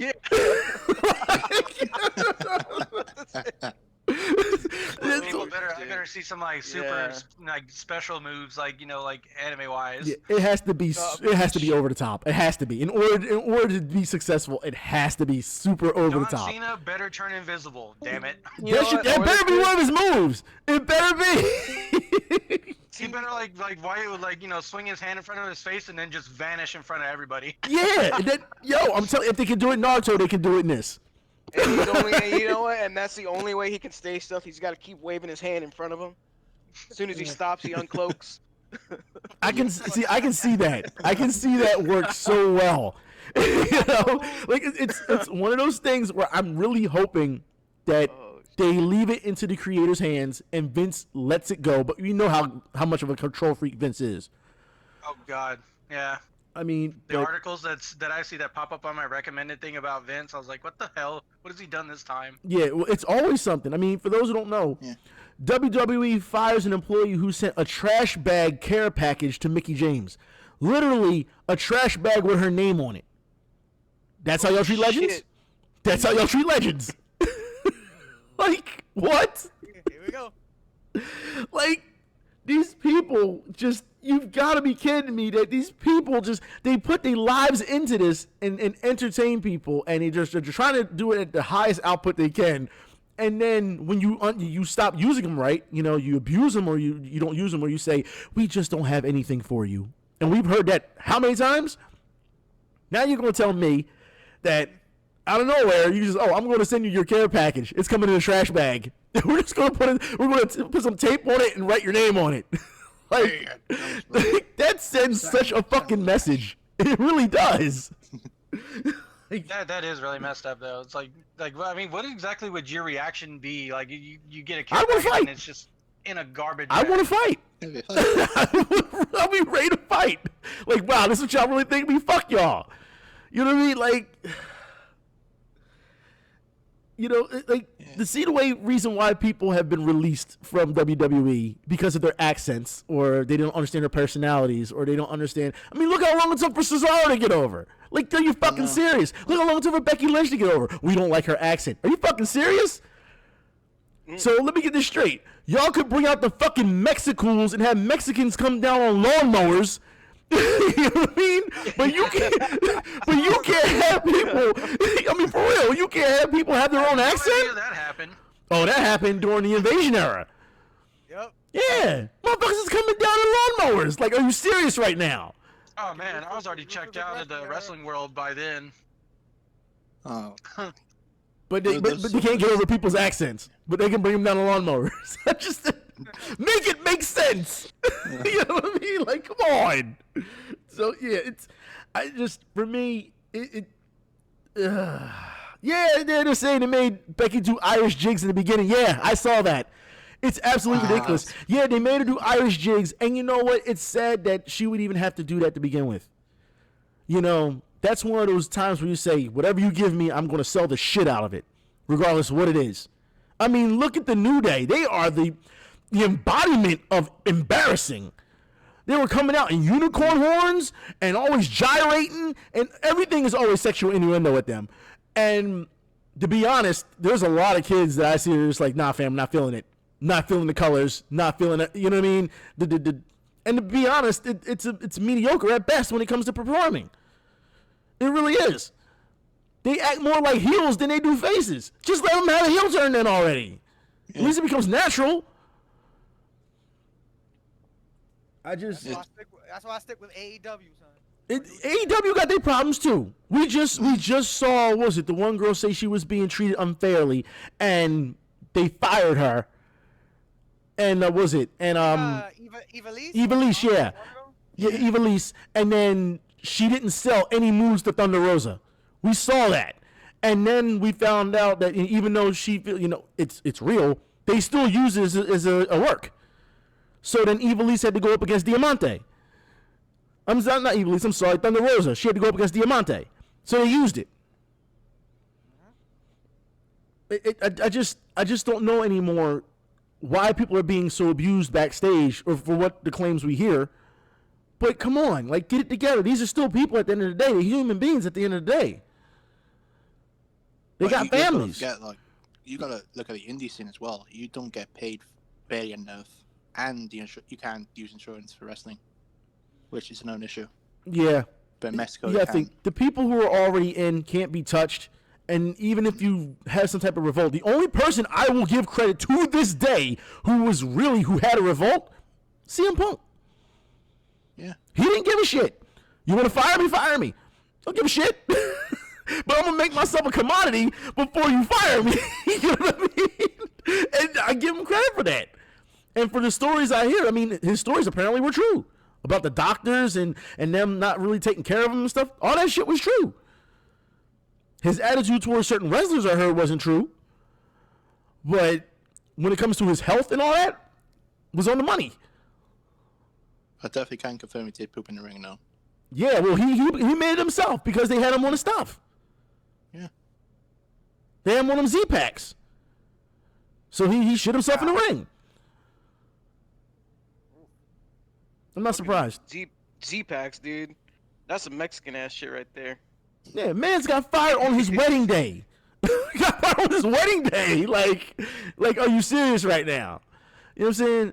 Like, dude, like, speaking of, are you serious? And we really should get into this point because are you fucking serious? I mean, for the things that I have seen in a long time, and I'm sure some people are going to talk to me about this, all right? Because we really need to. This is really a mission failed. Mission failed. We'll get them next time. Are you fucking serious? Super League. I as a Chelsea fan am embarrassed to see what happened out there. Uh-oh. These guys, no, these people were breaking fucking COVID rules to go and protest at Chelsea and then couldn't get into the place because of COVID rules. Okay? Yeah. Fucking Super League. It is disgusting to see that these small, especially the smaller clubs, they are barely hanging on. And you decide to make a league full of rich people? You should know that this entire thing was not built off of rich people's backs. And you just decide to just and you alienate pretty much majority of your fan base and your clubs. I think Odin was saying it's like only a group of like 5 or 6 teams. Like how would you plan that out for a year? It's like 5 or 6 English league teams. There It was at this moment four that he knew Spanish teams. he fucked up. I mean, it really was. You've got to be kidding me that they decided that this was going to be something that they were going to try and attempt. And the sad part is that they thought that if they could keep J.P. Morgan happy, American investors happy, LeBron James happy, that they were going to sit here and they were going to put this shit together. It was doomed to fail. No. Doomed to fail that's an understatement. I mean, to be honest. You gotta be kidding me here. Think about soccer though, yo. When they gonna bring? Whoa. Did you say soccer? Yeah. Whoa. Did he say soccer? Yeah, soccer. Soccer, It's- football, whatever you want. Nah, fam. Football. You done went too far. You done went too far. Football, mate. I just want to know when they gonna bring back Nah. Gordon Ramsay. Nah. I heard Gordon Ramsay plays fucking soccer and shit, so I want to see that motherfucker play soccer. You just called it soccer. Who's this man? I'm telling you now. No, I'm telling you now, all right? Because for years, look, I'm sorry. I'm sorry. It's just, for years, I had to deal with that myself. So I gotta give you the same fucking treatment, okay? There's no way about it. It's football, okay? It's a universal sport. It's football. It's football. Right? Just put it on the ball. What the heck? How about we just call it FIFA? Call it FIFA. FIFA? What? Call it FIFA. It's a FIFA's what? fucking organization, bro. Bro. That's like calling F1 Racing FIA or some shit. Are you serious? I'm gonna see myself out there. What the Texans are leaving the chat? They're like, nope, we out here. Did you just call it Oh my God, you about to give me a stroke. I'm about to fall. You're like, what's wrong with you? All right? You should know better. It is football, whether you like it or not. It's football in English. Yeah. Guess what? If it's Spanish, it's football. Any way you see it, it's football. Foot meets ball. All right? No, I gotta say American about football, it's yeah. not Spanish football though, yo. They got that Zordon commentary on deck, son. The They Spanish always guys do. like Zordon. Yes, I agree. They do. Every time they yell goal, I get happy. It doesn't matter who scores. Yeah. I don't give a shit. And every time someone kicks off, puto, they always say it. They always say it. All right? So that's just something you have to deal with. But you don't call it soccer. It's not what we do here. That's not what we do here. Yeah. My bad for calling it soccer. I would call it football. Oh my God. Hey, anyways. Don't feel bad. I call it I call it soccer too. Yo, sons of you're in Texas. Like, y'all shoot, y'all go on horseback and shoot people with sniper rifles. I don't expect y'all to call it football. All my fellow Englishmen, we're gonna have to take over America. Yeah. We have enough. I'm telling you, if you went to London or any place in the UK, in Europe, and you called it soccer, get ready to be punched. I'm just saying. Man, I can imagine walking into a bar and saying soccer, and then just everything just gets quiet. Yeah, well, they said just say European football. You can say European football. That's fine. They're okay with that. You don't call it soccer. No. It's like the face in the Holy Grail. You don't do that. It's the first rule of football. Don't say soccer. I do want to go with you to a London event so we can go visit Ben and stuff. Yeah, well, Ben's not in London. Ben is in Wales.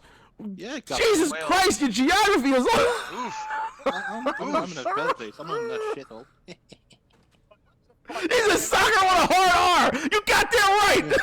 What the fuck? This is fucking poor Wales. I'm telling y'all, yo, if I take him with me to London, it's over. He don't understand. They gonna look at him and say, "You fucking yank." Let's see if we can fucking hang. they gonna try and kill his ass. But he got to learn the hard way. He got to learn the hard knocks. I can't help you. I can't help you. Oh my God. But yeah, it's like. But they're I'm saying, happy that but it's not yo, happening. they're saying this is what happened with Super League when you had the Americans come in. Yeah, we gotta own that one. We have to own You it. know, as an American, Yeah. we always gotta fuck something up. Yep, we do. It's what we do best. And this is coming from me. I hate the UEFA. I hate it so much. It's so corrupt. And we all can agree with that.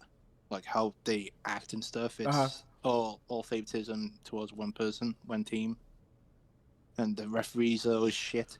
So there is a system that could be broken and can make a new league, but the way they did it is unprofessional. The match, some like to call it friendly. I didn't see what's so fucking friendly about it when we played Real Madrid the other day. Yeah, And it was so I was fucking disgusted. I wanted you to fucking beat him. I hate Real I Madrid, was bro. fucking disgusted to watch that fucking that game. It made me so mad. We scored first, and it was good.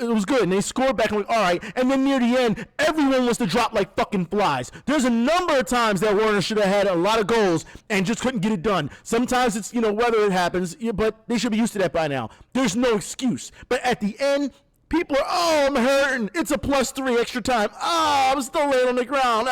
Get the fuck up. Get up. And this wasn't Real Madrid. This was Chelsea. I'm like, get up. I'm like, Don't they flop a lot? yeah, well, they know where the NBA gets it from. Chelsea learned it from Manchester United. It's the truth. Like, if you've seen like Manchester game, like it was ongoing on Nani all the freaking time. He was. Yeah, they're talking about Captain America scoring. You're right. He did. Ballistic, yeah, he scored. It's fucking sad. Like, It was hard to watch. As well. What the heck? It was hard to watch. I would have rather hung out with the Chelsea Lion and had drinks instead of watching the game. I would have rather drank with the mascot instead of watching the game. That's how bad it was. I was like, oh. So yeah, I don't know. But I mean, Getting this through and through. speaking of how bad things have gotten, for those who don't know, again, we're going to have to go back to it. Ladies and gentlemen, we got him. Or should I say her? We got her. For those who don't know, a 31-year-old woman / teacher grooms a 12-year-old over video games until he called for help. It got to a point where she moved into his complex or something like that. She moved into something like that? Something like that. Yeah. And this was in Texas. Oh, shit. Here we go again. She's a Texas teacher. Texans. Oh boy. A 31-year-old and a 12-year-old boy. What the fuck is wrong with these people? Oh shit. Someone call the cops! Oh shit. You know what? Okay, here's the one thing I'll say, man, is I think we have more student-teacher inappropriate relationships per capita than any other fucking state. Because you know what? Every time this shit comes up, it's always somewhere in Texas. Always always Y'all got a some problem in shit Texas? dude. Dude, I hold know, on, dude. hold on. They Here's- get these women can't keep their hold on. hands off these boys. man. Here's a legit question. Do you feel as though it's the people from California coming into Texas? Shit. You know what? Who knows?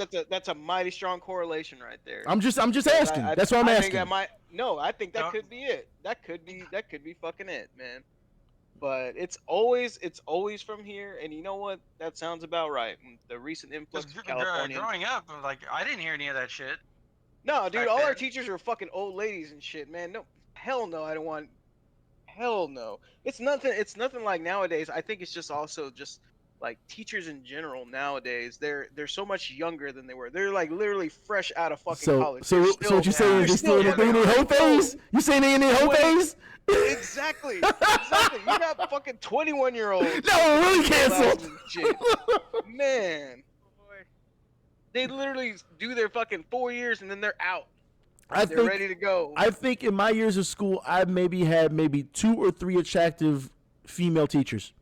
That's No, it. we had nothing but fucking old ladies. They look Yeah, like most they of them look like were. fucking. Yeah, other than that, we all- had all- 2 or 3 attractive young teachers. That was it. No. When I was in school, we just had the fucking Golden Girls, dude. Think about that one for a minute. Yeah, we did. Yeah, that's pretty much what it was. I But mean, they were cool. They were cool people, though. they were cool, but you know, there was nothing like you never really thought of a teacher as attractive. Like, oh, okay, you know, Yeah, let me start it was some kind of more like, inappropriate. here we go. You know, it was You with that never like that power. growing up. Shit. Well, Like, I don't know, man, but it's always in Texas, and it's always us in the headlines for something about like I said, inappropriate student-teacher relationships, and it always starts with them texting. And next thing you know, there's like, oh, she's sending nudie pics to them, and then somehow Or the parents Ended find up having out. 2 kids or something like that. Okay, God yeah, that's damn. an extreme fucking case, though. Sounds It like happened. something out There was of a headline about that. well, sounds like something out of a bad hentai anime. no, it sounds like something from a Lifetime movie. That's what it sounds like. It sounds like something like someone needs to come get these women, dude, for real. Like, Yeah, shit. yeah. This is what I'm not understanding. These women that you're And seeing, these they're boys. kind of attractive. So I'm thinking to myself, y'all can't get a man. Y'all can't get a man. Like, you got to look, sell for a at the 12-year-old end- boy. At the end of the day, it's fucking sexual And it's the child teacher abuse, always bro. going for the student, too. Yeah, it's Yeah. always a teacher going for the student. It's fucking sexual abuse is what it is. Call it as it is. And I don't know what it is, man. Like I don't understand the psyche behind it. At what point are you like, oh yeah, let me try this out? No, like it doesn't make any sense. But shit, what do I know? I'm not Yeah, then some you got to deal with horny the. fucking college student fresh out of college teaching It's- fucking look, kids. let me put it like this, all right? Before we move on to our next topic, let me put it like this, ladies. I understand that some of you want dick, okay? I get that, but 12-year-old dick, really? 12 years old, dick, instead of finding a I gotta man move on. who is fully equipped. 12 years old. The fuck is wrong with you? Seriously, the fuck? We came Like on you said here. before, you got parents out there in the audience too, man. You like Yeah, like, there's fuck, man. parents, and yeah, we got parents in our audience. And they have every right to be upset. They have every right. It makes no sense to me. You There's want to also go been and levels of fulfill trust your as well. freaky little fantasies and just and be in your whole phase or get your dick. I understand that, but you do it with somebody that is old enough to do that with. Okay? Because the 12-year-olds, they have no idea what the hell they have no idea how to They don't fully know what they're doing. comprehend They're what's still going on. They don't know what the fuck they're Yeah, doing. at that point, that's gonna mess up your head. That's gonna mess up how you grow up, dude. Like for real, that's gonna fuck you up. And it's not like oh he's gonna get it in really early and get experience. No, what it's gonna do is it's gonna confuse the fuck out of him. But still, it is damaging. it's a violation of position of power. That's what it is. Yep. It's definitely gonna make for some bad decisions down the road. I don't understand it. But I'm glad you said that. We can segue right into that. Speaking of bad decisions down the road, Sega sells their arcade division. Sold their arcade division. Gentlemen, do y'all want to take this floor? Y'all want to speak on this first?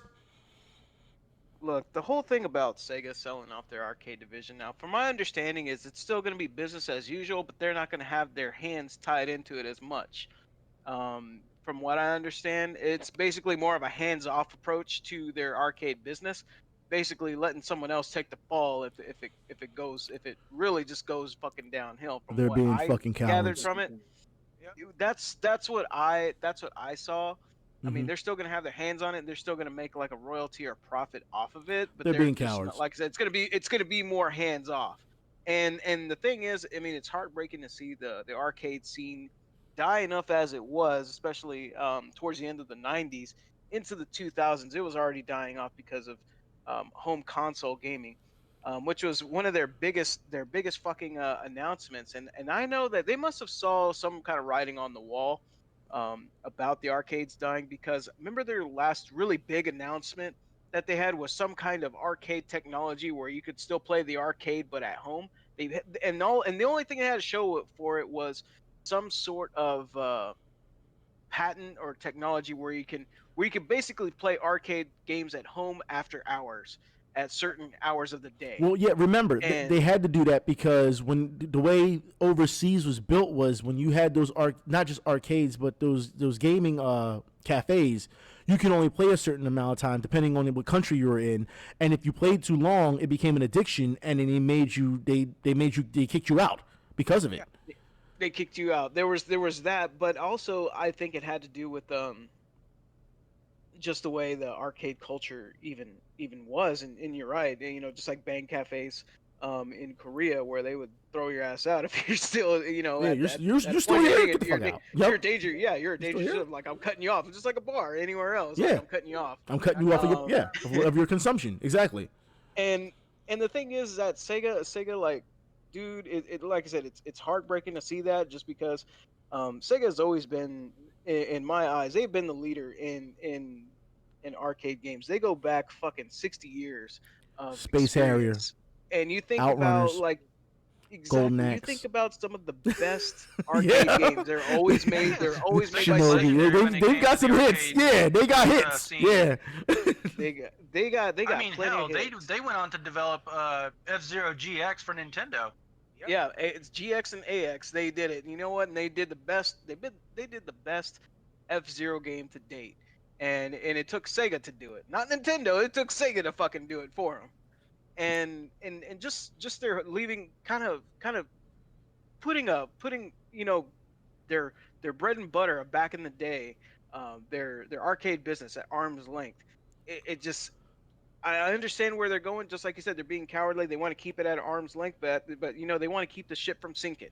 If this is what it is, I don't really agree with it. But at the same time, look, man, you got to do what you got to do to stay afloat. I just really would like to see another home console from Sega. I think now is the time. I think we all let do. the Phoenix rise again, like rise from the ashes. They're of the too scared. Dreamcast. They don't want to take that shot. They're too scared. And you know what? Like, Sega can come back out on top. Like, man, we just recently, Joe and I, we watched Sega Hard Girls recently. Have you ever seen that anime? It's a very bittersweet ending, man. It's very. I haven't it's seen it's it, but the it's name kind was of a kind of sad thing, captivating. like, you know, to know their face at the end after watching it all. They couldn't have called it something else. I mean, what the hell? The Sega Hard Girls, they had an RPG with Netulia crossover that came out. Yeah, Netulia, there was okay. there was that, but I'm talking about the actual anime though. Like, it was like I said, it was a very bittersweet ending. At the end of it, they said, well, look at you, Dreamcast and Saturn and Mega Drive. You're gonna go into people's homes and bring joy to everyone, forever. And you find out it's like, dude, you have no idea. Like Saturn's going out there, gonna get shit on. Yo, And then Saturn came Dreamcast- out and they had hits. They did. They had Panzer Dragoon. They had the King of Fighters collection. I still have this shit at home. I still have it over here. Like, Saturn like had so many hits. Exactly. Saturn had so many hits, and then like I said, in Dreamcast, like Dreamcast was the end of the fucking line for him. So you know what I'm saying? It's one of those like, fuck, dude. It sucks to see that happen, and again, it leads into Sega in their arcade business. Like that was everything. Every system that they made was always trying to bring the arcade home to you. Right. And maybe it's time. If they're gonna pull out of the arcade business and do this, maybe it's time to fucking focus, group up, and maybe do another console. Now hold on. I think they could do it. Now hold on. Console. I mean, we're seeing with consoles the problems that consoles are having right now, keeping up with PCs. You're asking Sega to take a risk and come out with a console, which is flooding with a market that it already has enough consoles, and go up against PC. I don't think Sega can fight that. I don't think it's a severe uphill battle. Yeah, but I don't. And then on top of that, the other part of the reason that Sega decided to sell their arcade division was because of COVID. Well, and that's what I want to talk about. COVID. I have to lighten this blow a little bit for Sega, because if it wasn't for Sonic, because Sonic saved us last year. Sonic saved the movie industry and saved us our sanity last year with that movie. That was Sega. Sonic was the biggest selling movie in 2020 because theaters closed down afterwards. Video game. Yeah. Video game adaptation, no less. Well, yeah, that's what I'm saying. It closed down afterwards. But Sonic saved us, so we got to give credit. We got to give Sega their flowers just a little bit on this one. Sega knew what they were doing, especially back in the 90s, man. That was something that Sega USA. Sega USA, yeah, Sega of America. They were on the right track. In fact, if it would have gone their way and not the internal power struggle, there's a documentary called Console Wars, and there's a video documentary about it, and then there's a book, and it really lays out like how Sega was really gonna just shove everyone out of the business. We would have had a Sega PlayStation. I don't think that would have happened. 64 graphics. I don't think that would have happened. It would have. No, it really would have happened. But the thing was, Tom Kalinske got shut down by Sega of America because at the time, Sega Japan. that was Sega of Japan. I don't think it would have happened due to the fact that Nintendo at the time were in talks with Sony. No. Sony. This is what happened afterwards though, because the deal happened. The deal initially happened. This is because this was told by Tom Kalinske, the guy, the head of Sega of America at the time. He said when Nintendo turned Sony away, when they pulled that 3D, when they pulled the Philips CDI thing, when they decided to go with Philips instead of Sony for their CD system, and even though Sony had already made the Nintendo PlayStation, the prototype that you've been seeing around, that's when Nintendo just turned their backs on them, and so they went ahead and approached Sega, and Sega said, we got a common enemy here in Nintendo. And that's when Tom Kalinske wanted to bring it up to Sega of Japan, and Sega of Japan said, ultimately they had to say so, and they said no because, again, Sony had no fucking stake in video games. They said they don't know what they're doing. It's like, no, we're not going to waste our money on this. And that's when Sony decided to go it alone, and here we are, fucking PlayStation. Yeah, Sega Japan didn't like the fact that the USA division was outdoing the Japanese one. And the same shit happened with the Nintendo 64 deal. Silicon Graphics SGI approached Sega first with this new graphics chip and said, "Hey, we want to use this. Like, how do you feel about it?" Tom Kalinske loved the idea. He was like, "Hey, let me go bring this up to my boss." The boss over there in Sega of Japan said, "No." Yeah, we know how they are. Yeah, we knew how they were with. Yeah, we knew how. Still, we knew how they were though. Sega with their presidentship. It was the same thing with Capcom. It's the old guard They were so conservative with their stuff that they didn't want to they didn't want anything new. They didn't want to progress any. And as you can see, it went on without them, and they had to force their progression in order to stay alive, to stay afloat. Yep. Wasn't there one point where the people at Sega, they was getting ready to fight each other or some shit in the boardroom? Yeah, there was all kinds of stuff that happened with the internal power struggles there, and that's ultimately what really kind of did them in and got them on this destructive path and out of the console market. But even like I said, with the Nintendo 64 and SGI, when they approached Sega, they had to turn them away because, again, Sega of Japan said, no, we don't want to do business with them. It's too risky. We're already developing the Saturn and the 32X. We don't need that. We still got a powerful 2D console. And then so the leader of I forgot what's his name, that had the chip for SGI. He said, well, what can I do with this? And Tom Kalinske said, well, I know a guy that you could probably help. I know someone you could probably help out. And he turned them towards Nintendo.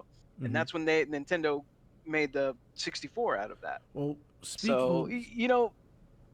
just a weird what could have been. It's always a what if. I mean, there's always going to be a what if. Sega would still be in the console business right now if they would have went along with Tom Kalinsky's idea. But the 32-bit era would have been a clusterfuck. Like, think about it. It would have been so nuts. You would have had a Sega PlayStation with 64 graphics. Enough said.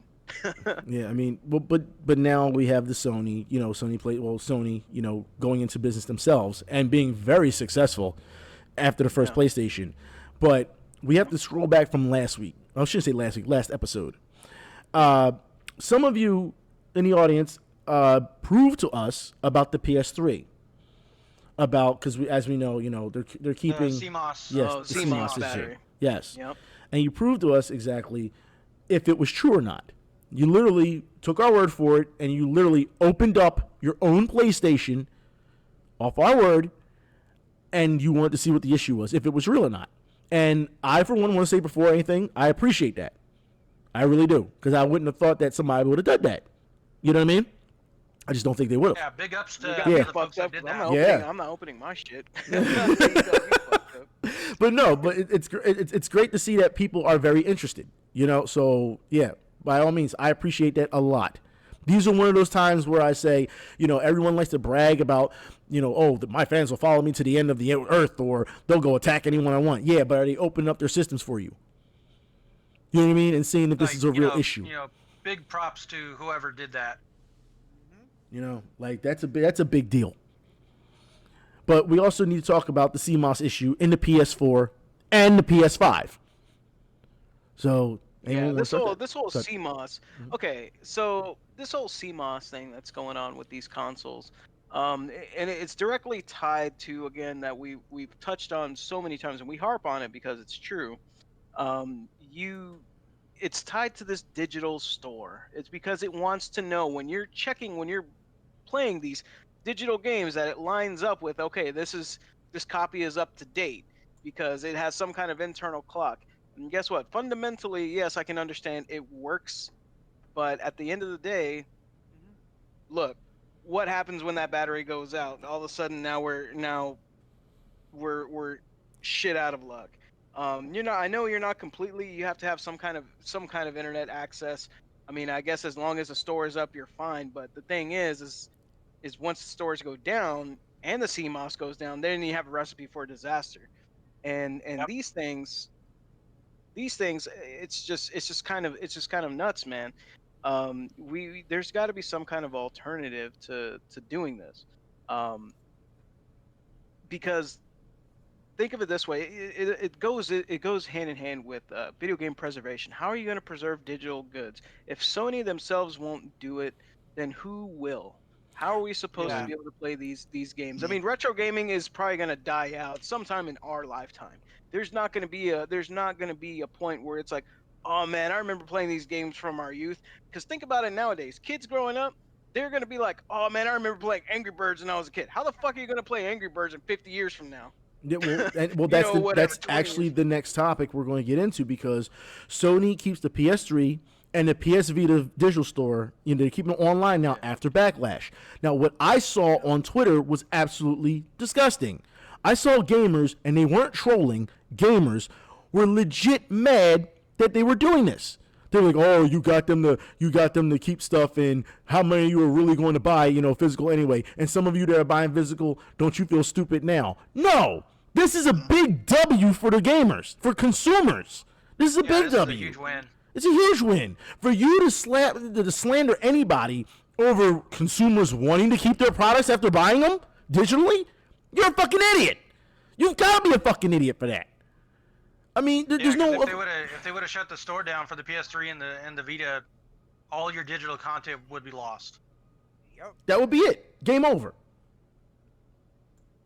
And then go sit here and say, oh, well, it's a bad thing. It's not a bad thing because people want to keep their copies, their digital copies. It's now a bad thing. It sounds like a bunch of people who have already traded in their PS3 or really don't buy digital like that or really don't care, and they've moved already on to the next PS5 or whatever, and they just keep buying new ones and trading in the games. That's what it sounds like. It sounds like those people. Yeah. Because why would you be against anything like this? If this doesn't affect you any, why are you so mad over it? I'm really glad though that they did walk it back though. They did walk back, shutting down these PS3 and PS Vita stores. Yeah. Because at the end, you know what? I have no other way, and first of all, Doom doesn't care, but I'm gonna have no other way to play fucking Tokyo Jungle. Okay. Tokyo Jungle has no physical presence outside of the PSN store, so. You got games that are really almost like full on. They're not indie title. They're somewhere between an indie title and like an actual full retail release game. So you know what I'm saying? They didn't. This came at a time where limited run and everything wasn't really had much of a presence yet. Yeah. I'm still on the fence with limited run. Just letting y'all know that. Because I'm just saying in general. They did not have the luxury of having some companies snapping up some of these smaller games and then making physical copies of them. The thing is, so now these are pretty much locked into a PS3. Like, you really have to go out of your way if you really want to play these games. And the fact that Sony decided to walk back their policy on shutting down that store for those really few that still want to enjoy their catalog. I mean, that's you can still just play like Tokyo Jungle. Yeah, you still play Tokyo Jungle. Lying and shit, that bastard. He sounds like he has a personal problem with that. The guy who was actually the head of that part of it that was going to shut it down didn't understand why people wanted to keep digital content. Why is it hard to understand? Yeah, like why? What's so hard about it? Like I bought this shit. I want to keep the shit. It's that simple. It's really that simple. Mean, it's not like food where you eat it and then it's one-time use and you're gone. And yeah, it's done. I don't understand what. We don't want to play these old games no more. Well, you're not giving us much of a choice. If I buy said product that you have provided, it's now mine. That's it. They say, oh no, but it's a service now. No, I bought it with my money, with my hard-earned money, and you're going to tell me you don't know why I want to keep it? Because I bought this shit. That's simple. Fucking the PS3 and Vita has a lot of good games. But you know what? It shows. It shows some a lot of goodwill. RPGs. If the fact that you're willing to keep a digital storefront, and if you're going to sell digital goods, and then you want to keep and you want people to still have access to it years later, it's not like at that point. You know what? You write a shelf life on it, just like fucking expiring like bologna meat or some shit. But the thing is, like, they already do have shelf lives on them. But you know what? Then lay it out clear in black and white. Say this license, you're gonna buy this game digitally, and its license is gonna be good. Here's the problem with that. Here's the problem with that. We just saw on Twitter not too long ago. We saw, what was it, Bandai Namco? They came out and said, please read the terms of service before you play the game. And everybody and their mom came in to dunk on them because they were like, please don't make it that long, and we will. And there's just you just scroll through pages of work, and you don't know what's being said because you just want to play. You just want to play a game. You want to pop into shit and you want to play a game. Next, it's like filling out a fucking social security. They expect you to know the legal jargon behind all that. That's why. It's to protect their own ass, so they can do whatever the fuck they want. That's all it is. But I think they should exactly what it is. Just have it front and center when you're buying it. Yeah, and so to put that out there, say, well, you know, this is how it has to be. This is the shelf life of it. I mean, we always know that games have shelf life due to popularity, depending on how you sway your market. That tells you the shelf life right there. But for them to say, okay, we're going to give you this game. This game has maybe a 3-month shelf life. Let's just say they put that in there, okay? Let's just say it. All right? Black and white, as soon as you start the game. Warning, epilepsy can cause, this game can cause epilepsy, light flashes, blah, blah, blah. Also, this game has a 3-month shelf life. With that said, do you think gamers... That'll deter a lot of people. Exactly. That's exactly what I'm getting to. Do you think gamers would be like, oh, well, that's fine? No. It's going to deter people from buying said product. So they can't say that. They can't put that in black and white. It would be like suicide. It would. But you know what? Incentivize these digital downloads in. Why the fuck am I paying the same price as a physical copy? I've been saying this for years. I've been saying it for years. I think everyone's been saying this. I remember when Steam, like back when Steam was like in the early times of Steam, game companies were saying, yeah, we're going to sell you this game since it's digital. We're going to sell it to you for $10 less because we don't have a disc to print, a manual to print, or a box to put it in. Exactly. Or a truck to put it on. Or a truck to put it on. Exactly. There's no shipping fees or anything. Nowhere, you go to that Steam page back then, and then you saw it exactly say $59.99. Where was the $10 discount? And you see, that's the thing. It's all about maximizing your profits. Of course, I mean, let's be real. I mean, every business wants to make money, but at the same time, man, you gotta chill, dude. Like you can't just go whole hog, and try to get all the pieces of the pie. Like if you incentivize it, I guarantee you can turn a bigger profit. You can make a lot. You could probably make a lot more killing on these digital sales over physical. Yeah. If you incentivize it. And then the digital sales, they hit you with all types of DRM afterwards. All types of security and protection and all. It's like they really don't want. They still try to control the product without you really owning it. And for me, that doesn't work. That doesn't work for me. Like that Denuvo and Secure ROM? Yeah, I don't like that. I don't like that at all. Because it's like, if I buy the profit, I will do what I see fit with it. I bought it already. You got your money. You cannot in no way, shape, or form double dip as far as I'm concerned. If I decide I want to play a game and I want to put it on YouTube, you should not be able to come along and say, well, that's our game. No, you already got your money for said game. You cannot come and monetize my stuff. They have so many different avenues of ways they try to get you so they can get more money out of your consumer. Like I said, that's like when these companies start screaming the words family, they start throwing words around like that. I'm like, get the fuck out of here. They figured a new way to do that, and that's just like Doom's been harping on forever, which is the games as a service business model that games have gone to now. That's the way they're gonna funnel money into their pockets, and they're still. I mean, we're hitting its peak right now. With the whole games as a service, you got season passes for every fucking thing now. Like, can you think of a game now that you're playing online that's a current game that doesn't have a fucking season pass? Yeah, I can't fucking think of one. That's what I'm saying. Unless it's a single player game. Now, how about this? No, not even. Now you got season pass. Now, how about this? Buy 4 games that year with their season passes. Exactly. You see what I'm saying? You have to be real selective what you buy these days. You gotta think about it. Like, remember back in the olden days, you spent your good like fucking $54.99. There you go. I got my game, and that was it. That was it. You were good. You were good. But now it's like, no. Once you add it all up, and you're like, hold up, something may add. And why is 4 games a year adding up to X amount of dollars, $500 or $600? Exactly. They're getting greedy. But I'm glad that you brought this up about greed, because for those who don't know, Sony has a patent now that an AI will be able to play your games for you.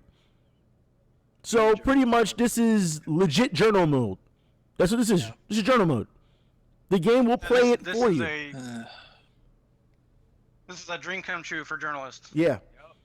Yeah, you're actually going to be able to play the game. You know what? You remember back in the day? Okay, so in order for people to cover it, I think, what was it? There was an article, and it was way back in the day of like NES and Super NES. Developers left in code so they can jump to certain parts of the stage so they can. Yeah, they gave you cheats and stuff, but you still had to play it. Yeah. You remember cheat codes in video games? Yeah. They don't have cheat codes in video games anymore now. Like, Game Genie was some people's best friends. I'm telling you that now. I mean, they were originally developer tools, but at the same time, man, it was fun once you beat a game and you're like, I want to play it again, but this time I just want to be able to fucking go all out and not worry about dying. Just fuck around. The you know? the fact that this patent is it reads your algorithm on how you play a video game, all right, the AI, then it will play the game like you play it, and you can sit and watch it beat the game for you. What is the point? I mean, it's a movie at that point. The problem with Please, this, please don't tell me that's gonna be a thing. Nah, here's the because- thing though. Like, if that's the case, then how the hell you gonna review the game if you're not playing it? The shit's Yeah, playing you're for you. literally Yeah, the not really gameplay feels a you're little not really whatever. experiencing it.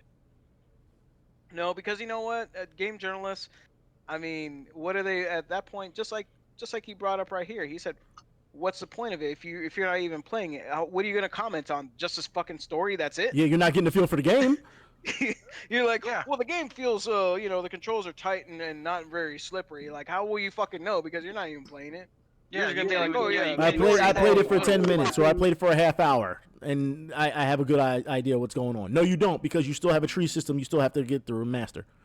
Imagine you're gonna lose certain words in reviews of video games. Like, well, the game grinds on, or you have to do a lot of grinding. It's like, oh yeah, I didn't have to do any grinding. You Yeah. just fucking just They are watched it literally, grind this is away. their way of systematically taking that away from gamers who say get good and get better. They're eliminating certain words that you're not going to be able to say anymore. The national anthem of Dark Souls. Get good, scrub. Yep. And look what happened. As soon as you said that, they want to ban you. Shit. hey, get cook squib. Well, I'll just get my eyes sorted out for you. Imagine if you had a game tournament, and since it's online right now, and you had this AI and it plays like you. Imagine winning a game tournament with the AI and you not even touching the controller. I mean, at that point, you're just fucking playing amiibos in Smash Bros. Like, Yep. I think that it just goes too far. I think that Might they're as going well. too far. Whether the patent will be used or not, or it's, as we know, companies use it to either use those things or they're using it to protect it so that others can't use those things. Still, the patent, the fact that it exists, raises a red flag. Well, the fact that the patent does exist and it got approved, that's the worst part about it. Yeah. That I gotta stop. I it gotta stop exists. right here because this shit had me dead in the chat right here. It goes, it's like getting another guy to have sex with your girl, and you could say you watched, but you didn't participate. You're literally being cucked in your own video game. You're being cucked by your own video game. Oh Yeah. my god! Yeah. See, so Sony has fucked up. Exactly. Sony has fucked up. They have. They just completely have. And I put it like this: we even have even more news about Sony. Whoa. That's right. Now you fucked up. You done fucked up, Sony. You done really fucked up, Sony. For Cucked those by my own game. who don't know, Sony has decided they would pay money, or they've been caught, I should say. They've paid money to temporarily port and crossplay from Monster Hunter World. Block it. Let that settle. Wait, hold on. They did what? Let it settle. They paid Capcom money to block the PC port of Monster Hunter World and crossplay. To the PlayStation. Yes. That The was one reason fuck? we Hold never we never got crossplay. But for Sony Monster is such a great company, though. They're such a They great. have We're nothing wrong. their family. Yeah. So yeah. Yeah. So for all the people that were waiting and asking about Monster Hunter World to Capcom about, the PC version, there you go. Well, Sony blocked that. well, Yep, I I bet. mean, I guess I'm fucking glad that Rise exists. Everybody wants. Hold on. Everybody wants to. Let's hold on. They want it again. They want to see it all fucked up. It's all fucked up now. Oh, They get fucked up. Now you fucked up. Now you fucked up. So you fucked up. They done all fucked up. It don't make sense, man. so you would rather, in order to protect your own fucking, I don't know, sense of pride, you would damage the consumer base as a whole. Halved it. I mean, you want it to be that exclusive for what fucking reason? What reason would you not just want to have crossplay? That's Because so stupid. they would You're make it. fucking walled garden. They would have more people come to their console and buy their console and buy Monster Hunter World copies. Because remember, PC for Monster Hunter World was getting updates late. I mean, seriously late. compared to its console counterpart. So people were running to get Monster Hunter World for console and get their numbers up, as opposed to waiting for PC when they would get their stuff. Yeah. That's the plan. I don't think this is an isolated incident. I think there's more to this. I think than it's our games. Well, Sony doesn't want us playing crossplay in general. They've been against this for a long time now. And then they said it to your face, no. And Microsoft are changing their track, saying, well, we're going to do it now, which is a good thing. But I want to see Sony do it as well, which could happen because they're putting their stuff now on Steam and stuff. But Sony again, will not do anything unless they feel they are in trouble. They're arrogant. They've done it before. Listen, when they're on top, they don't care about anybody. When they're hurting, that's when they act like they're your friend. That's true. Yeah, and I don't know. Like I said, I'm just grateful that Rise exists, because you know what? I get the full fat Monster Hunter experience. I have everything. You know what? I've played both World. I'm not happy with Rise. So far, I like Rise better than I'm not happy with Rise. I'm gonna say why. Okay, tell me why. I'm not happy with Rise because of the monster selection. I'm not happy with Rise. The monster selection? They just put fucking chameleons in the fucking game. You gonna tell me I gotta watch this little fucking idiot give me side eye all day while he steals my items? I gotta deal with that? I gotta deal with that shit again? I ain't even got to those yet. Yeah, like, come on, man. It just came out today. The update just came out today. Still, like, are you fucking serious? You think I want to deal with Basil guys again? You think I want fucking Bomber coming down again on me? I had enough of him in World. I don't want him in fucking Rise as well. Like, oh. I like the armor sets in this one. I like the whole having a Palamute now to move around. I do like that. I do like those things. I do. The wire bug, I can't go back. Yeah, I was gonna say I like the wire bug. Yeah, the wire bug's not bad. I like the gameplay selections that they chose for this. I have no problems with at all. I have a problem with monster selection for this game.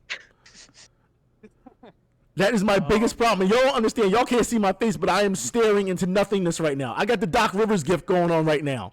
That's how I feel about chameleons. We'll get together. We'll get together and we'll do some shit on. That's fine. I got the game. I play with my guys every Thursday on Monster Hunter 7 and 11. Yeah, that's what Doom was telling me. He goes, yeah, he's got a raid party that he goes with every Thursday. Well, then can you play the side music for me? You want to play sad? You want me to play sad? Yeah, I can't do it. You can't do it. No. Ben, hold on, first off. Hold on, Ben, do you have a Switch? Not yet. Buddy. I gotta give him that first, right? I gotta give him the crickets first, alright? I'm sorry, Ben. I just have to give you that. I mean, we could help you. I mean, to be honest, I mean, I can give you the somewhat sad stuff, right? That's all you're getting from me. That's all you're getting from me. Oh my God! I swear, the way this is going down, it is disgusting that I've seen what we're getting ready to talk about. All right. That's what we're talking about. I mean, it's already disgusting enough that we've seen what Sony has done to try and keep you from playing with other people. They don't want you to connect with the rest of the community. Yeah. But, man, this is starting to get a little heavy, okay? Muslim advocacy group, 6 Days in Fallujah, and they want it banned. They want it banned. Now, with that said, you've got to be kidding me that you're going to ban a game, and we had this talk during the meeting before we put this list together. There is no way in hell you're going to get me to do what they did in Modern Warfare 2, was it? Was it? When you walk into an airport and you... the airport scene. And you gun down all these people, but all of a sudden, this game, out of all games, this game needs to be banned. Is that what we're playing now? Is that the little game we're playing now? I don't think so. They decided to call the second Battle of Fallujah an Arab murder simulator, Muslim civil rights and advocacy. If that's the case, then there's a lot of Latinos getting killed in Uncharted. I'm just saying. I mean, I'm saying I don't care. Like at the end of the day, it's like You know, it's whatever. They're fictional. They ain't real Latinos getting killed. It's not Yeah. glorifying Yeah. some Bunch of shit. zeros and ones getting destroyed. That's Yeah, it. it's the same thing with Resident Evil when they did that. But the Council of this is again the one that's calling for it being pulled is the Council on American Islamic Relations, and they're the ones saying that they're requesting that Microsoft, Sony, and Valve avoid hosting or distributing 6 days in Fallujah, and it's just because again they call it an Arab murder simulator. It's a fucking game. I mean, you have so many games set in the Middle East, and this is the one. This is just like you said. This is the hill you want to die on. Okay, like Think about this. What were all the Battlefield games? Like, you're killing Russians. You're killing nothing but Russians. Resident Evil, they tried to say that the people didn't have the right African garb on. We talked about it in the meeting, and they're bringing it up right now about hatred. We talked about how this is the kind of the same type of advertising that hatred got, where it was like super edgy, but the game was shit. The top-down shooter was shit, but they relied so much on reaction of people, on be disgusted by it, that's what got them through. now, you know, unfortunately, this article that I've seen was done by a complete shit news source, which was of course Kotaku. We already know. Yeah, trust me, we're going to talk about Kotaku in a bit. Yep. Mm-hmm. And this is an excerpt from this article here. They're saying no matter how developer Highware Games and publisher Victura try to spin it, 6 Days Fallujah is incredibly problematic. The upcoming game is a first-person tactical shooter and recreates the real-world events of late 2004 Second Battle of Fallujah. Now hear this, all right? Players are cast as U.S. Marines in an operation said to be the bloodiest battle of Iraq War, and the developers said their intention is to represent all sides of the conflict. How do you make a video game like this without glorifying the U.S. war machine or create an interactive experience based on modern real-world events where the enemies are mainly a specific nationality or religion without villainizing, spreading fear and hate? These are some of the issues that led to 6 Days in Fallujah being canceled in 2009. Those concerns are just as valid now as they were then. First of all, fuck whoever wrote this. You're stupid. It's just a fucking game. Who is this? Mike Fahey of Kotaku. Not surprised. You're a fucking cuck, dude. I'm not surprised. I'm not surprised. I'm just not. Like, look, man, we've seen all types of minorities get slaughtered in waves in games. Then when you lost... No, there's more to this. Even after they got rid of the minorities, all right, when it came to skin color and stuff, then we had to start looking at D&D. Then people had to start pointing out what was race and what wasn't, and, you know, racism and what wasn't. They're always looking for something. Always. People gotta always ruin other people's fun for some reason. I don't have a problem. Well, with that's it. your Xeon people, dog. That's your Xeon people. Right? No fun. Look, man. Look, I'm okay with it as long as you're not calling the game like Wetback Hunter 2005 or some shit. Like, God damn! You know what I'm just saying? Jesus Christ! We canceled. Well, I mean, there was back in the day a Redneck Rampage, so. Like, let's be real, man. I mean, like, as long as you're not calling the game something stupid like that, and that's where and that's literally where all it is. So what you're telling me is that I'm not going to get Coon Raider? I'm not going to get that? Is that what you're telling me? The fuck? Like, Jesus Christ. Hey, you know what? Think about this. They gave the deer his time back then with Deer Hunter. Yes, they did. Right? Yep, revenge. Yes, he did. The deer came back with his own guns, and he went after the hunters in their own houses. He did. Got his revenge. and you know what I'm saying? Like, as long as you're not doing that, but let's be real. People are getting mad for just the sake of being mad because they got nothing better to fucking do right now. I am so comfortable with my life right now. I can't find shit to complain about. Dude, let me just look at shit just to get mad. That's what it feels like. It does. Exactly what. And mind you, y'all talking to a bunch of minorities right here, so we can say this shit. Okay, We can say this shit. All right. Wetback Hunter Goatee Edition. There's never gonna be like, as long as you're not I think calling me it and something Odin else. Son are the only two white guys here, right? Yeah, yeah. We got a bunch of minorities here. Protected. All right. So I'm it's just saying, like, You know what? As a white guy, I want Cucamonga Cracker Killers to be a game. oh my God. you've got to be kidding me right now. You've got to be kidding me. The price is, nope, price is wrong. Nope, we can't have the Cucamonga Cracker Killers. It's all wrong. Nope, we can't have that. Nope. That would be against the tier. That's a term of endearment. We cannot have that. They would. Trust me, they would normalize that before anything. They would. It's very sad that, you know what, at the end of the day, folks, don't forget, racism goes both ways. It ain't does. always white It on does. black. It can be black on white. Yeah, I don't know how many times. It can be black on black. Shit, they tell me I'm not dark enough to be black. Exactly. There you go. You're like, hey, you ain't really black. Yeah, you ain't really black. Job turkey. They be telling me all kinds of shit. I'm like, all right. Oh man, like I get called coconut all the fucking time, dude. Like, you ain't really Mexican. You're white on the inside. You're just an Oreo. They call you all kinds of shit. And this is from your own people. Just saying it was just the way I was brought up. Yeah, it's always from your own people. They don't give a fuck. They don't care. But speaking of that, Knows how you like to treat yourself. yeah, but I mean, since we are on since we're on that topic, our next one is it leads right into it, so we can keep talking about it.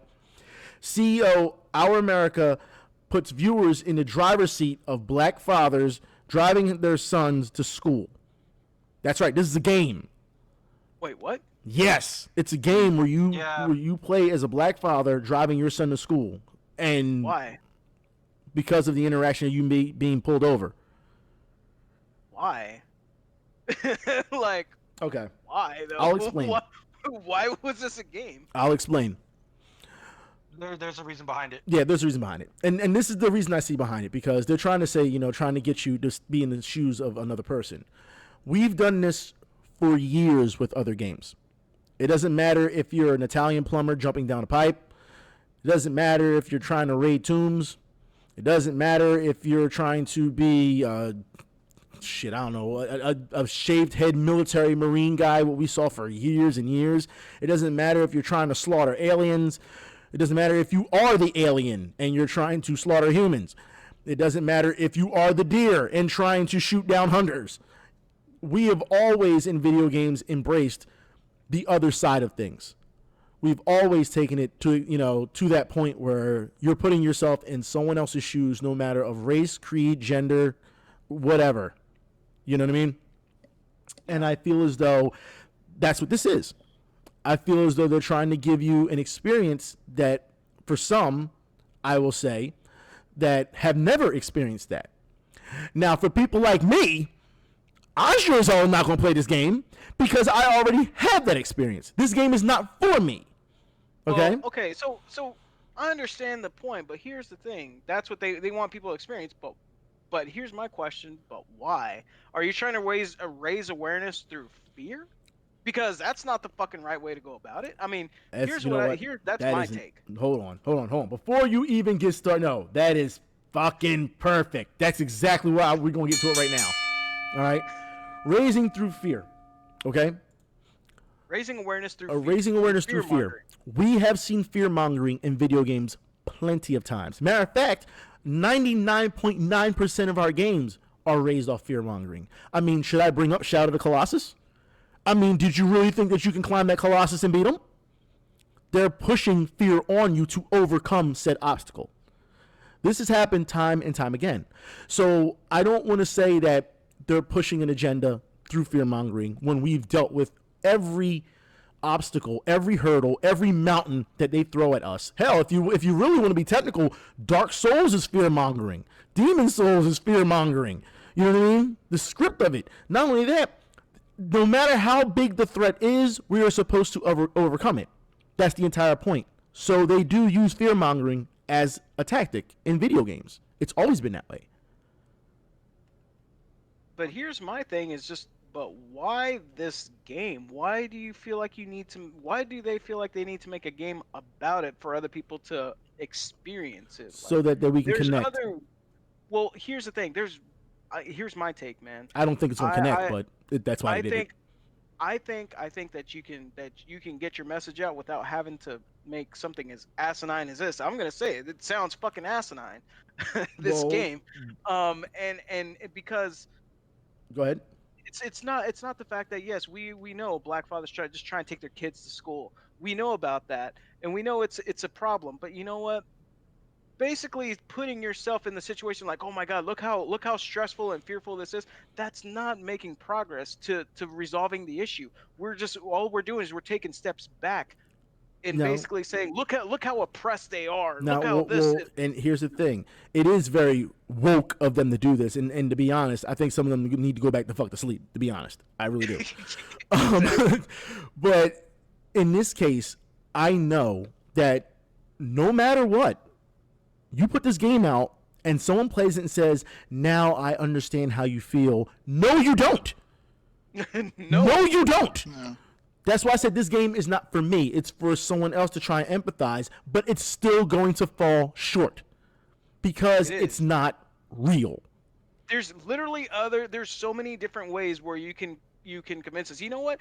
In fact, if you want to have the experience, why don't you just sit down and actually talk to someone that experienced it before? God forbid they do that. Just get their perspective that way. Do an interview or something and be like, hey, like, what about that? Like, hey, ask, like, why don't you ask someone that's experienced it before? Hey, what's it like? Okay, cool. And there you go. And people are saying, I think what this person's trying to do with this game is trying to raise more awareness. Like, even though everybody knows that this happens daily and has been happening forever. Yeah.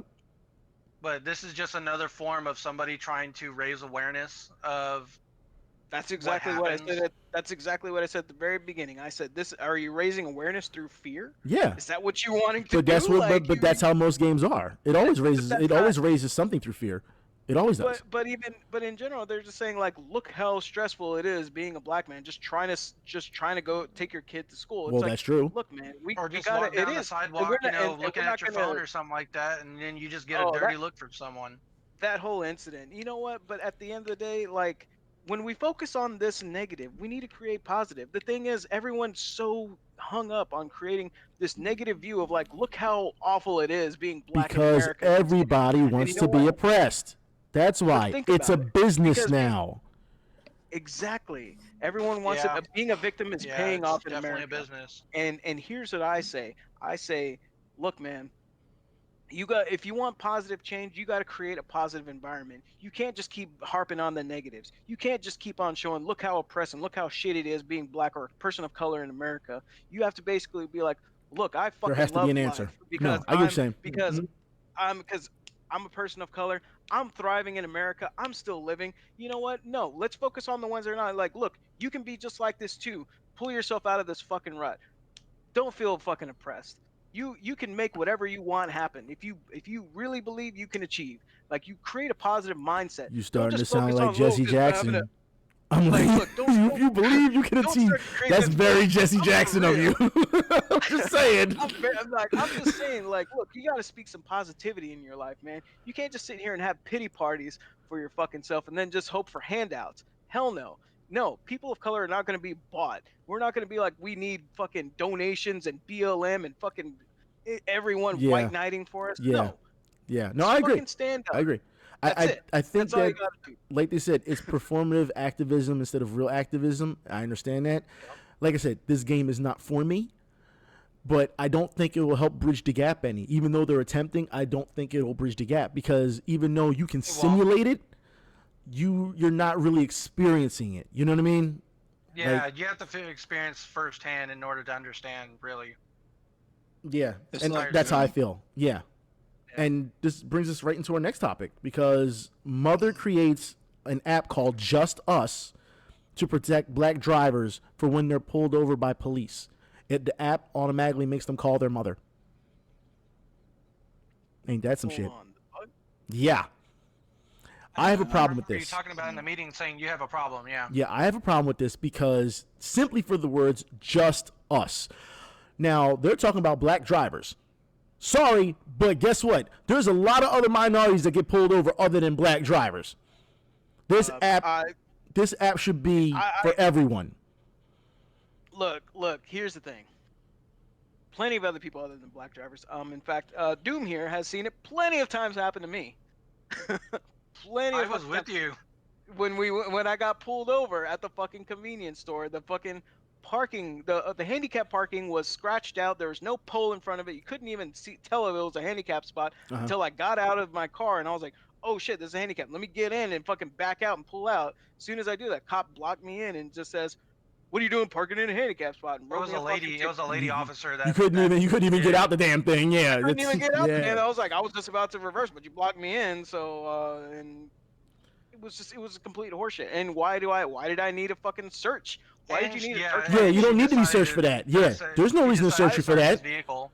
Yeah, why did I need to be handcuffed and searched for just fucking parking in a handicap spot? Yeah, that's uncalled for. No, that experience you have, I have that experience too. Except you parked in a handicap spot. I parked in a regular spot and was going into the arcade. Yep. But the same protocol that was sent that you experienced, I experienced. I got pulled over in front of my fucking house. Yeah, that's happened to me. I was in front of my house. I was like, oh man, it looks like because here in Texas, it was gonna when it rains, like heavy rain, we get hail sometimes. And I was like, it looks like it's gonna hail. Let me go put my car. At the time I had a car. Let me go put my car in the garage. So I get out, go to my mailbox, and my mailbox is right at the end of my fucking sidewalk here. So I go out and I get in my car. And then as soon as I literally move my car about 2 feet, and then cop was already right there, just pulls me over right in front of my house. I was in my basketball shorts. I had I didn't have my license on me because I'm just literally pulling my car around. And then that's when he got me for driving without a license. Without a license, yeah. And the thing is, here's the thing. Even if you have a license, they can look up your license. All you have to do is give them your name. Yeah. They were looking for a reason. He didn't want to do that. He's like, "Where do you live?" I was like, "I live right here." "Where's your license in? How can you prove it?" And I'm like, "Fuck, dude, if you just give me a second, I can go in and go get it." He don't want to let you go in and get it because you may not come out. And he don't have probable cause to come into your house. So he can't let you go in and get it. Yeah. So it's like, dude, like, it's stupid. But just like you were saying, it can happen to anyone. It can. It can literally happen to anyone. Joe's been pulled over plenty of times for stupid shit. Mm-hmm. Cops are looking at times. Sometimes it's not even a race issue. Sometimes it's a quota issue. Yeah, it really is a quota issue. Well, there was one time, like, when I used to have a red pickup, like, I was going over to a friend's house, and I literally just turned the corner and to park, and an officer literally pulled me over in front of his house. He was outside on his driveway watching the whole thing, and the officer comes walking up to my door, and he's got his hand tapping on his gun on his hip, and I'm like wondering what the hell's going on. They shouldn't be doing that in general. And he pulled me over because my vehicle had matched the description for a robbery. What? Yeah, okay, well, still. But, I mean, this goes to show you, and I want to say this very clearly so that everyone at least understands what I'm saying. I do not subscribe to we all should be treated equally, but then when we turn around, we all want to be treated, our race or gender want to be treated separately. We want to be highlighted separately, but treated equally. Yep. That makes no sense. That's a good way of putting it. You know what? Let's all be exactly. You want to be treated equally until it finally comes to a time like, you know what? No, fuck this. We should get special treatment because we've been so oppressed for so long. No. I don't believe that. You want equality? Fine. I'm for that. Equality. Cool. We all the same. Now don't ask for anything extra. Don't do anything extra. I don't want to see a parade. I don't want to see a certain day. I don't want to see nothing. You want to be treated like everyone else? You're going to be treated like everyone else. That's equality. Anything else is grandstanding. We've literally made so much progress since the 60s, especially with the civil rights movement. That was like one of the biggest actual fucking changes, and you know, comparative to the things that we're doing today, it looks like a bunch of fucking whining compared to the actual shit that was done back in the 60s. Am I right? Yeah, no, you're right. Compared to the 60s, what they went through, yeah, that's grandma. Yeah, compared to what they went through, yeah. Yeah, we're doing is just like all this generation is doing is just fucking crying. I wouldn't say it's all crying. I think there's a lot of legit cases we've seen. There is legit. There is legit. There There is. are some legit cases. But I'm saying, inside but there I'm saying the somewhere. loudest fucking voices are the ones just crying foul for no fucking Yeah, reason. like I said, so Yeah. this app for me, it really just screams. It really does. It screams chocolate for me. That's what it does. Like when it should be for everyone. I don't believe in that at pandering. all. It's pandering, is what it is. Also, I don't like it at all. Like I said, make it not just us. No, how about for everyone? Then we'll have that where's talk. this app for pedophiles then? So it's only going for cops. So what about people committing crimes? Well, Like that go to the police immediately, and they can get to the situation quicker. well, What about for rape mean- victims? What about for this? That? yeah. Well, look, let's move That's on. what I'd rather see. Let's move on and think of something happier. For those who don't know, Super Metroid just turned 27. That's right. Happy birthday to Super Metroid. It's 27th anniversary. All right. Samus, still one of the best girls around.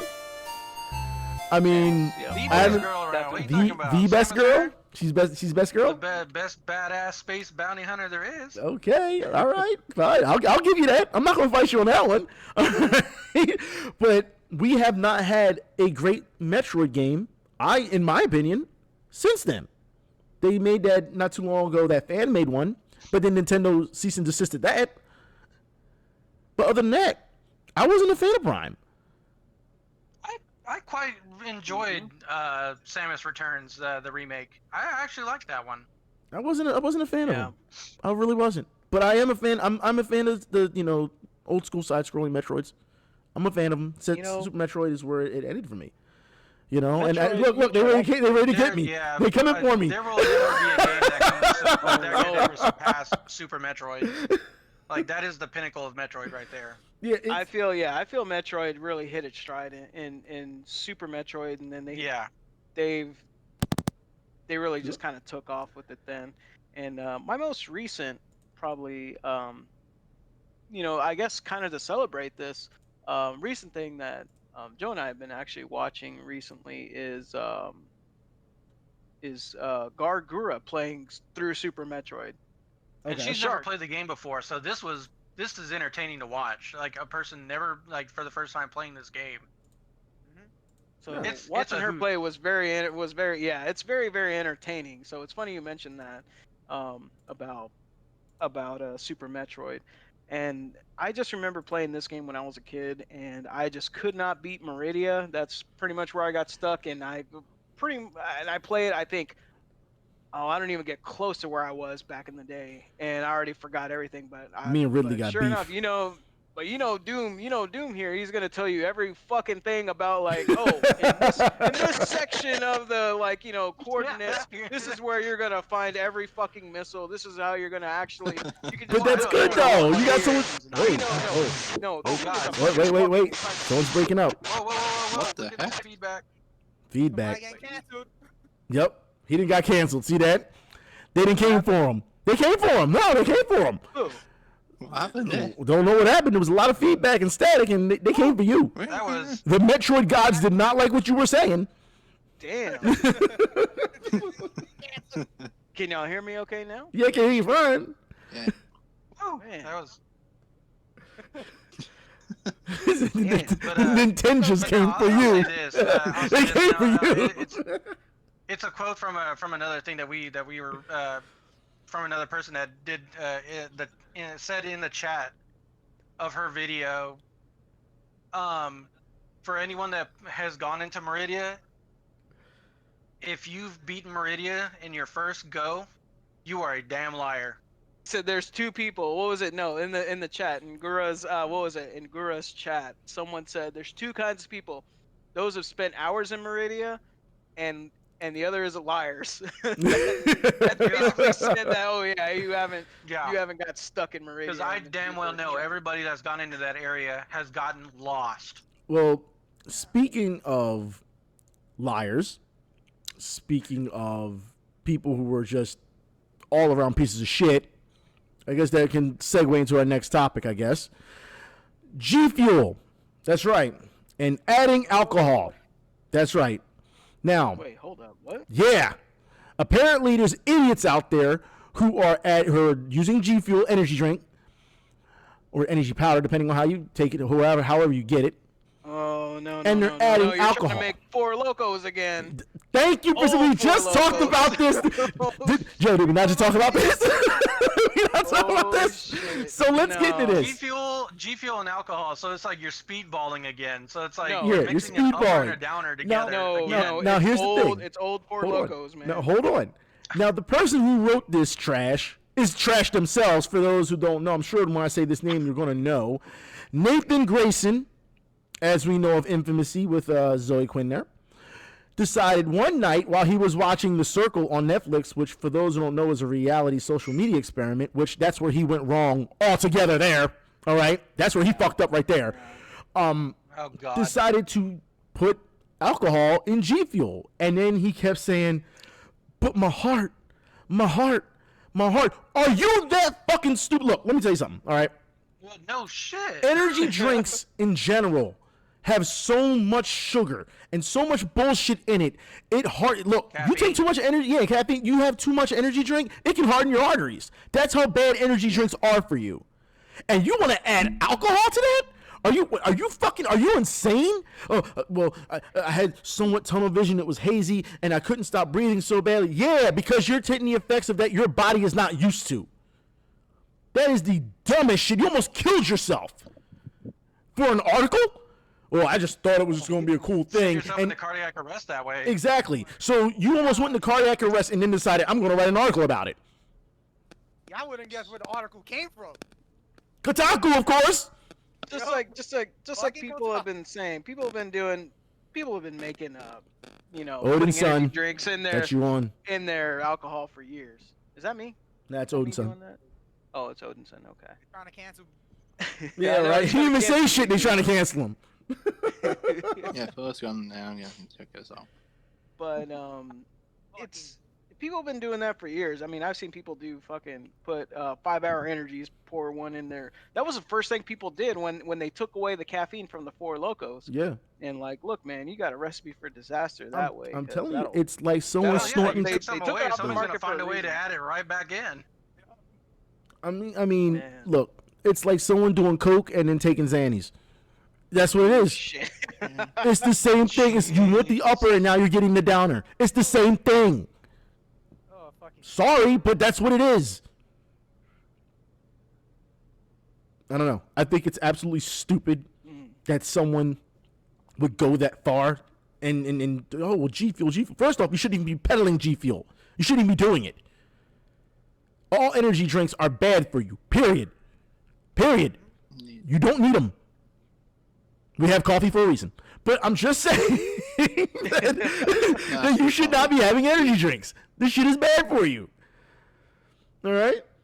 But speaking of people and pieces of shit and energy drinks and peddling this other shit, we are going to bring to you a new segment. For those who don't know what we're talking about, Mr. Wing Zero has a new segment for y'all called Gotcha Bitch. Oh shit. Gotcha, bitch. Gotcha, bitch. Go ahead. I must have missed this part. Yeah, you missed this part. Mr. Wing Zero, go ahead. Floor is yours. Speaking about the G Fuel crap, like, you know about this G Fuel shit until I talked to these guys here about it, and then Raise your mic up a little bit, fam. Hello? Yeah, I can hear you. A little bit. Yeah, a little bit loud. I want you. Yeah, get on it. Go ahead. Yeah. All right. Get on your soapbox, man. Yep. Okay, here we go. This G Fuel crap. The only thing I heard about this shit, I seen this fucking bitch Bunny Ayumi fucking promoting the hell out of this Jesus fucking Christ. G Fuel Oh shit. man, here he goes with the, Misogyny mask on. there we go. He went right to fucking bitch. God damn. First of all, the natural born enemy of Mr. Wing Zero, the E-Thought. Yeah. Yeah. The Go- natural born enemy. Yep. The Oh natural born god! enemy. Here comes my cousin! Here comes my cousin Kai coming Go in. Oh, he ahead. can't- Go ahead. Talk your shit. Go ahead. Talk your shit. Did she stop? Go ahead.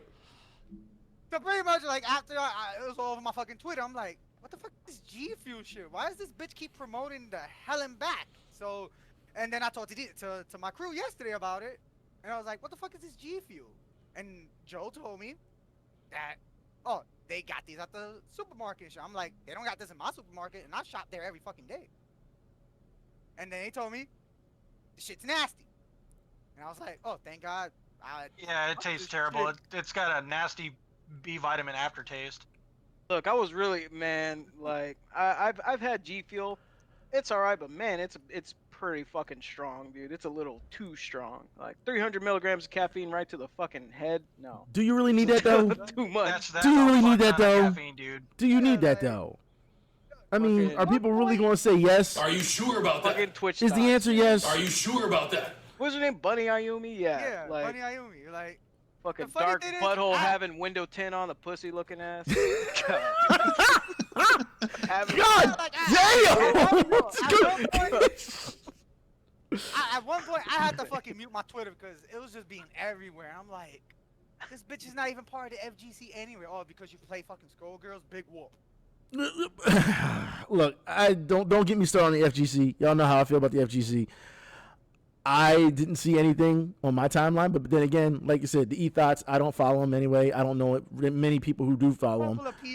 I have a couple of people on my Twitter and friends list that like that bitch. So Okay. that's the funny thing. I don't come across this shit. It comes to me.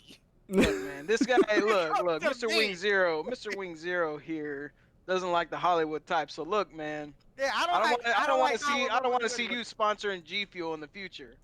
You're gonna be like, this stream brought to you by G Fuel. Well, I'm telling y'all now, we're never getting sponsors for this motherfucker, so we good. Shit. I definitely for sure would not ever drink that shit again because that was one time I tried it and that was the last time I tried it. Yeah. Well, with that That's said, no, yeah. go ahead. You got more you got to say? Yeah, just one more thing. Go ahead. Fire it off. Go ahead. Boy. Like, Come on. Yeah, that whole promoting shit, man. Like, there's a lot of shit that goes into Bunny Ayumi, but we get into that into a later episode or some shit. Later episode. Okay. Because I know one thing, you know, speaking about the pedophiles topic we had earlier. Uh-huh. She's more. I mean, she's been caught with her fucking so-called girlfriend, wifey, swimsuit succubus, or however you want to fucking call her nowadays. Fucking talking about they want to suck off little kids' dick. Oh, what? Whoa, shit. What the fuck? Okay. Yeah, What? What? Yeah, because they It took into a that fucking- hard turn. No, hold on. See, Look, here's the thing. next time, this is with something you lead with. Yes. What? Well, guess we'll Oh, save that shit. for episode 4. Yeah, I think we will. Like, okay. Way to tease This was them. like, I think this was like a year ago, like after the whole Momokun incident and shit. Like those two bitches got caught talking about they want to fucking because they into that whole shota anime hentai-ish where older women fuck little kids or some bullshit. What the fuck? Like, People screen capped it. People screen capped it. I don't know if it's y'all still know what that out mean, now. right? Y'all know what that mean. It has to happen. Yo, they're talking real about talk, fictional like, characters. Like I said, like these bitches Fictional out here in the cosplay community, characters. they ain't shit. Bitches ain't shit but hoes and tricks. God damn. Like, Hoes and chicks. Like- Damn. Like, oh, God. like I feel bad for the cosplay community. Put it like that. I feel bad. I really do. They gonna come for you. Right? Shit. I don't have nothing to do with this, but damn. Let them come for us. I ain't got you. Us? Who's us? Who's us? I ain't see shit. I'm a good boy. I didn't say anything. I didn't see a fucking thing. Woo, boy. Like I Mr. ain't X say said here, shit. some bitches will cry about lolly, but legally try to copy that crap in RL. Oh my God. Well, speaking of Not like of shit. ages You stop and that. genders, speaking of ages and genders, we can go to a high point in the show. You know, we can do that. All right. Oh shit. Speaking of ages and genders, Gender X driver's licenses can now be added in New Jersey. Okay. Oh God. Gender X. Yeah, so now your license in New Jersey, if you live in New License! Jersey, you can add I have no idea what you look gender like. X. Gender Your X. Whatever happened to just Fucking prefer gender not to say? Whatever happened to that option? Prefer not to say. All right, whatever, dude. Fucking whatever. Am I right? The Like, beauty- we already had a system that The- worked, and look. it was literally prefer not to say. Look, and the it was beauty. fine. Look, the beauty of this is the fact that fuck the article, fuck the writer, fuck their name. All right, but the image. You know, the license and the example they used for it is The example was amazing. hilarious. It was like Barry, Allen, Jay, and you had like they lived in like flash drive or whatever. I'm like, yo, who did this? Reverse Flash? Did Reverse Flash do this? Did he go back and did he do this? So they fucking use the Reverse Flash name. Yeah. With a thumb drive. Yeah, with a thumb drive. I'm like, yo. I'm like, did they really do this right now? Like, that was the best part of the article. Fuck the article. The image itself sold it. It's like, I'm good with this. I approve. Okay, I gotta quote what Madman just said. So this ends the one and only segment of Gotcha Bitch. Nah, man. This is the beginning of it. I don't know. They may cancel the whole fucking show. I don't know. Good night, everyone. Like I said, we're gonna give the people what they want.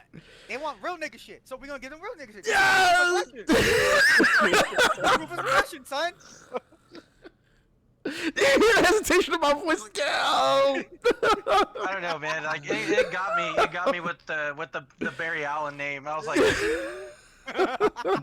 bruh, really? Like they really went there, and I was like, "Yo, fam!" Every time I see that driver's license, I think of the meme where they're all at the tombstone and Barry's holding up the peace sign. That's what I see every time now. God damn it. Oh my god. The chat right now is cracking me up. It said, watch the next time it be ham banana. Hey man, you gotta pick one. You can't have them all. Alright, everyone gotta have a chance. A segment, goddammit. Well, speaking of giving people dap, or giving each other dap, or giving yourself dap, because that's exactly what the fuck happened here. Alright. YouTube CEO gets Freedom of Expression Award sponsored by YouTube. Like, are you fucking kidding me right now? The CEO of YouTube gets a Freedom of Expression Award, For doing and what? the people hosting the ceremony is YouTube. Yeah. Oh, they don't get Really? I mean, I don't understand it. alright. I mean, so much for being humble, I guess. But you know who the CEO's name is, right? You know who the person's name is, right? Oh. Yeah, Susan. And his name is John Susan, Cena. Washington. You walked right into it. I'm sorry. But yes, it's Susan. Yes. It's Susan. Oh my god. Slap him on his face and call him Susan. Yep. I don't know. All right. Son of a bitch. But yeah, I don't understand. I don't understand how YouTube can heavily censor so many people and get an award for freedom of expression. How? How, Sway? I don't understand this. Like, there's a number of us. It's backwards world we live in. I think that's what it is.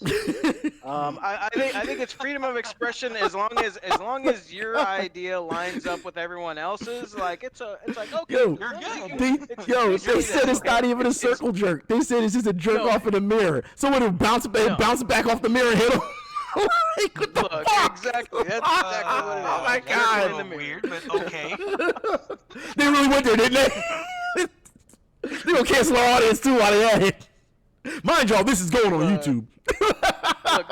Look, all these awards and things like this for being so brave and noble and stunning. And stunning and all this. Guess what? You know what? You're only getting these awards because you created a fucking echo chamber. That's all you did. You didn't do shit. You're not real Yeah. pretty much. True. You successfully created an echo chamber. That's all you did. Woke awards. Exactly. I told y'all some of the motherfuckers need to go back to sleep. You're I told y'all. You know what? And it's just a bunch of fucking people patting themselves on the back because they think they fucking did something good. You know what? If you really did something good, you wouldn't feel the need to pat yourself on the back and let everyone know how good of a person you are. Your actions will speak louder than your fucking awards and all your fucking everything. You know, that's just the one thing that pisses me off the most. Well, let me get on a soapbox here real Go quick. ahead, you going on a soapbox? Go ahead. Yeah, go ahead, do it. Okay, let me get on a soapbox. And this is gonna go into some shit, but I cannot stand it. I cannot fucking stand it when people love to just broadcast how great of a person they are. They'll videotape themselves on YouTube.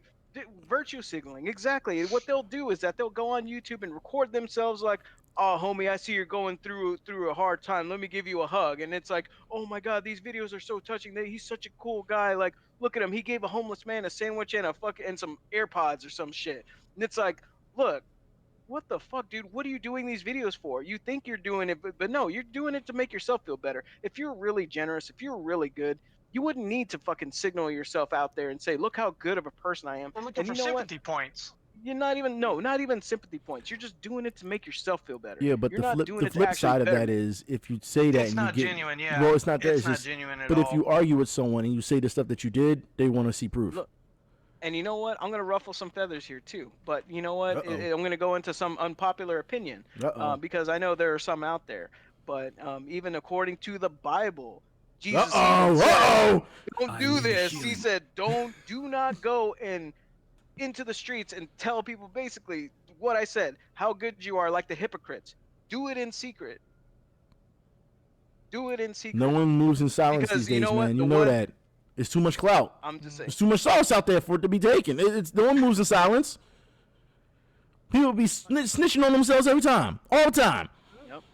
No one moves in silence anymore. Move in silence. That's it. Like the G and baloney. Yeah, I like that one. That's all right. You got the bat off your shoulder on that one. I give you that one. No, like that's what I agree with Red comment on this. Like, yo, like, why everything gotta be for fame and fortune? Like, why it can't be on your own fucking merits? Like, doing the good thing because you want to do the good fucking thing. Exactly. You don't need to, like, when you do it, you don't need to, like, just post it out there for everyone to see and be like, look at me, look at me. Your reward is knowing you enrich someone else's life. Yeah, at the end of the day, your reward is saying, like, look, I actually helped him out. He was in need. I know if I was in the same position, he probably would have done the same for me. Like, that's all there is to it. It's between you and him and you and God. Like, that's it. That, if you believe in God, there you go. It's between you and God and him, and that's it. That's all that needed to be involved. And that was just because you were working out of your own accord. You weren't trying to be famous. You weren't trying to gain karma points. You weren't trying to do any of that. You were just doing it out of the kindness of your own heart to help someone. So you don't need to fucking tell everyone how good of a person. So we're talking good old fashioned greed then. That's what we're talking. Because if so, that's basically what it is. No, if so, then. Like I was gonna say, like, nowadays it's you either gotta suck dick. What? Where'd that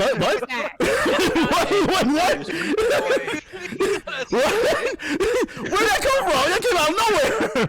These days, you just gotta suck a dick. That's how people get fame nowadays. You either gotta kiss ass or suck someone's dick to be famous. Sheesh. Oh, I ain't sucking anyone's dick. Well, okay. Get what you want. I don't think y'all realize, but this is a good segue. Right? Because whether it's greed or just good old-fashioned sucking a dick, all right? Japanese man dates 35 women so he can get birthday presents. Come on, first off, hold on. Happy birthday to him. He got arrested for that. Happy birthday for him. I mean, you know how hard that is to do for some people? I mean, that's a full-time fucking job. I'm gonna say that's Give him some applause. Right there. Dating 35 women. I had a hard time dating one, dude, so I can't imagine dating 30 women. How do you juggle that, man? How do you sleep? Yo, can you even deal with one woman or two women, let alone 35 women? No. 35. That's a life. I'm definitely. I give props to that guy. That dude's got mad props. Unfortunately, he got arrested for it. Yep. Yeah, he got arrested for it. He got arrested. But yo, he was the happiest motherfucker I ever seen get arrested. He was the happiest dude I've seen ever get arrested. It's like, funny. Hustle, royalty, respect, man. Look, man, I put it like this: we have seen Japanese guys have marriages with fake women, with Vocaloid characters. Now we're actually seeing, and people say, "Oh, he needs to go out and get a woman." Well, here's a guy who's got 35 of them. Okay. So here's the thing. Hear me out. Hear you out of this one? Japan has an all-time fertility problem here that they can't make enough new people because that what was it? The highest average is like the highest in Japan right now are old people, like are pretty much the highest population. Yeah, I heard that they don't really do relationships right now out there. They just date. How you gonna? Yeah, exactly. So it's like, how you gonna knock on homeboy trying to do God's work right now? He's doing God's work. He's doing God's work. Oh my God! It's all God's plan. It's all God's plan. He's He's trying to save the fucking Japanese fucking My low fertility God. rate, one female at a time. Johnny Like, if Appleseed. anything, I he would should like be my awarded bed with my for, mama. I'm he's sorry. doing a service. 50 dumb. That's what you give me right now. Oh my God. He is an asshole. You know, he's an asshole, granted, but still, you know, he's out there doing God's work. He's doing his plan. This is plan, bro. I'm trying to get it in as much as I can. So he's from Zamunda. That's what you're telling me. Like, what? Come on, man. Sowing his oats. Yeah. Oh my God. Oh, bruh, you've got to be kidding me. But I mean, I couldn't do it. I mean, props to him, man. I couldn't do it either. I would. Like I said, one woman is tiring enough, at least for me. I mean, if you got it, more power to you, man. well- But I don't understand how it's illegal to hats date off to more that than yeah, hats off to him for even attempting that, dude. unless Keeping he's everyone in like- line in check. Jesus Christ. But really, how do you arrest someone for that? Like, I don't understand. Exactly. That's a civil matter. Like, that's between you and them. Like, unless he's stealing shit out of their houses, I mean, maybe. But, Well, he's deceiving them, so I mean, there is something there. That's what I expect. Yeah, I mean, there's something but there. That's moral. That's moral. Not like fucking like, you know. That's a whole different moral thing. People don't like. You know, people arrest get people killed. over People get morals. killed for less, bro. They get killed for less. Like, yeah. Well, okay. So here's how he kind of worked it. It says here that he met his victims while working as a showerhead salesman. He was just showing up. Hey, girl, heard you need a shower.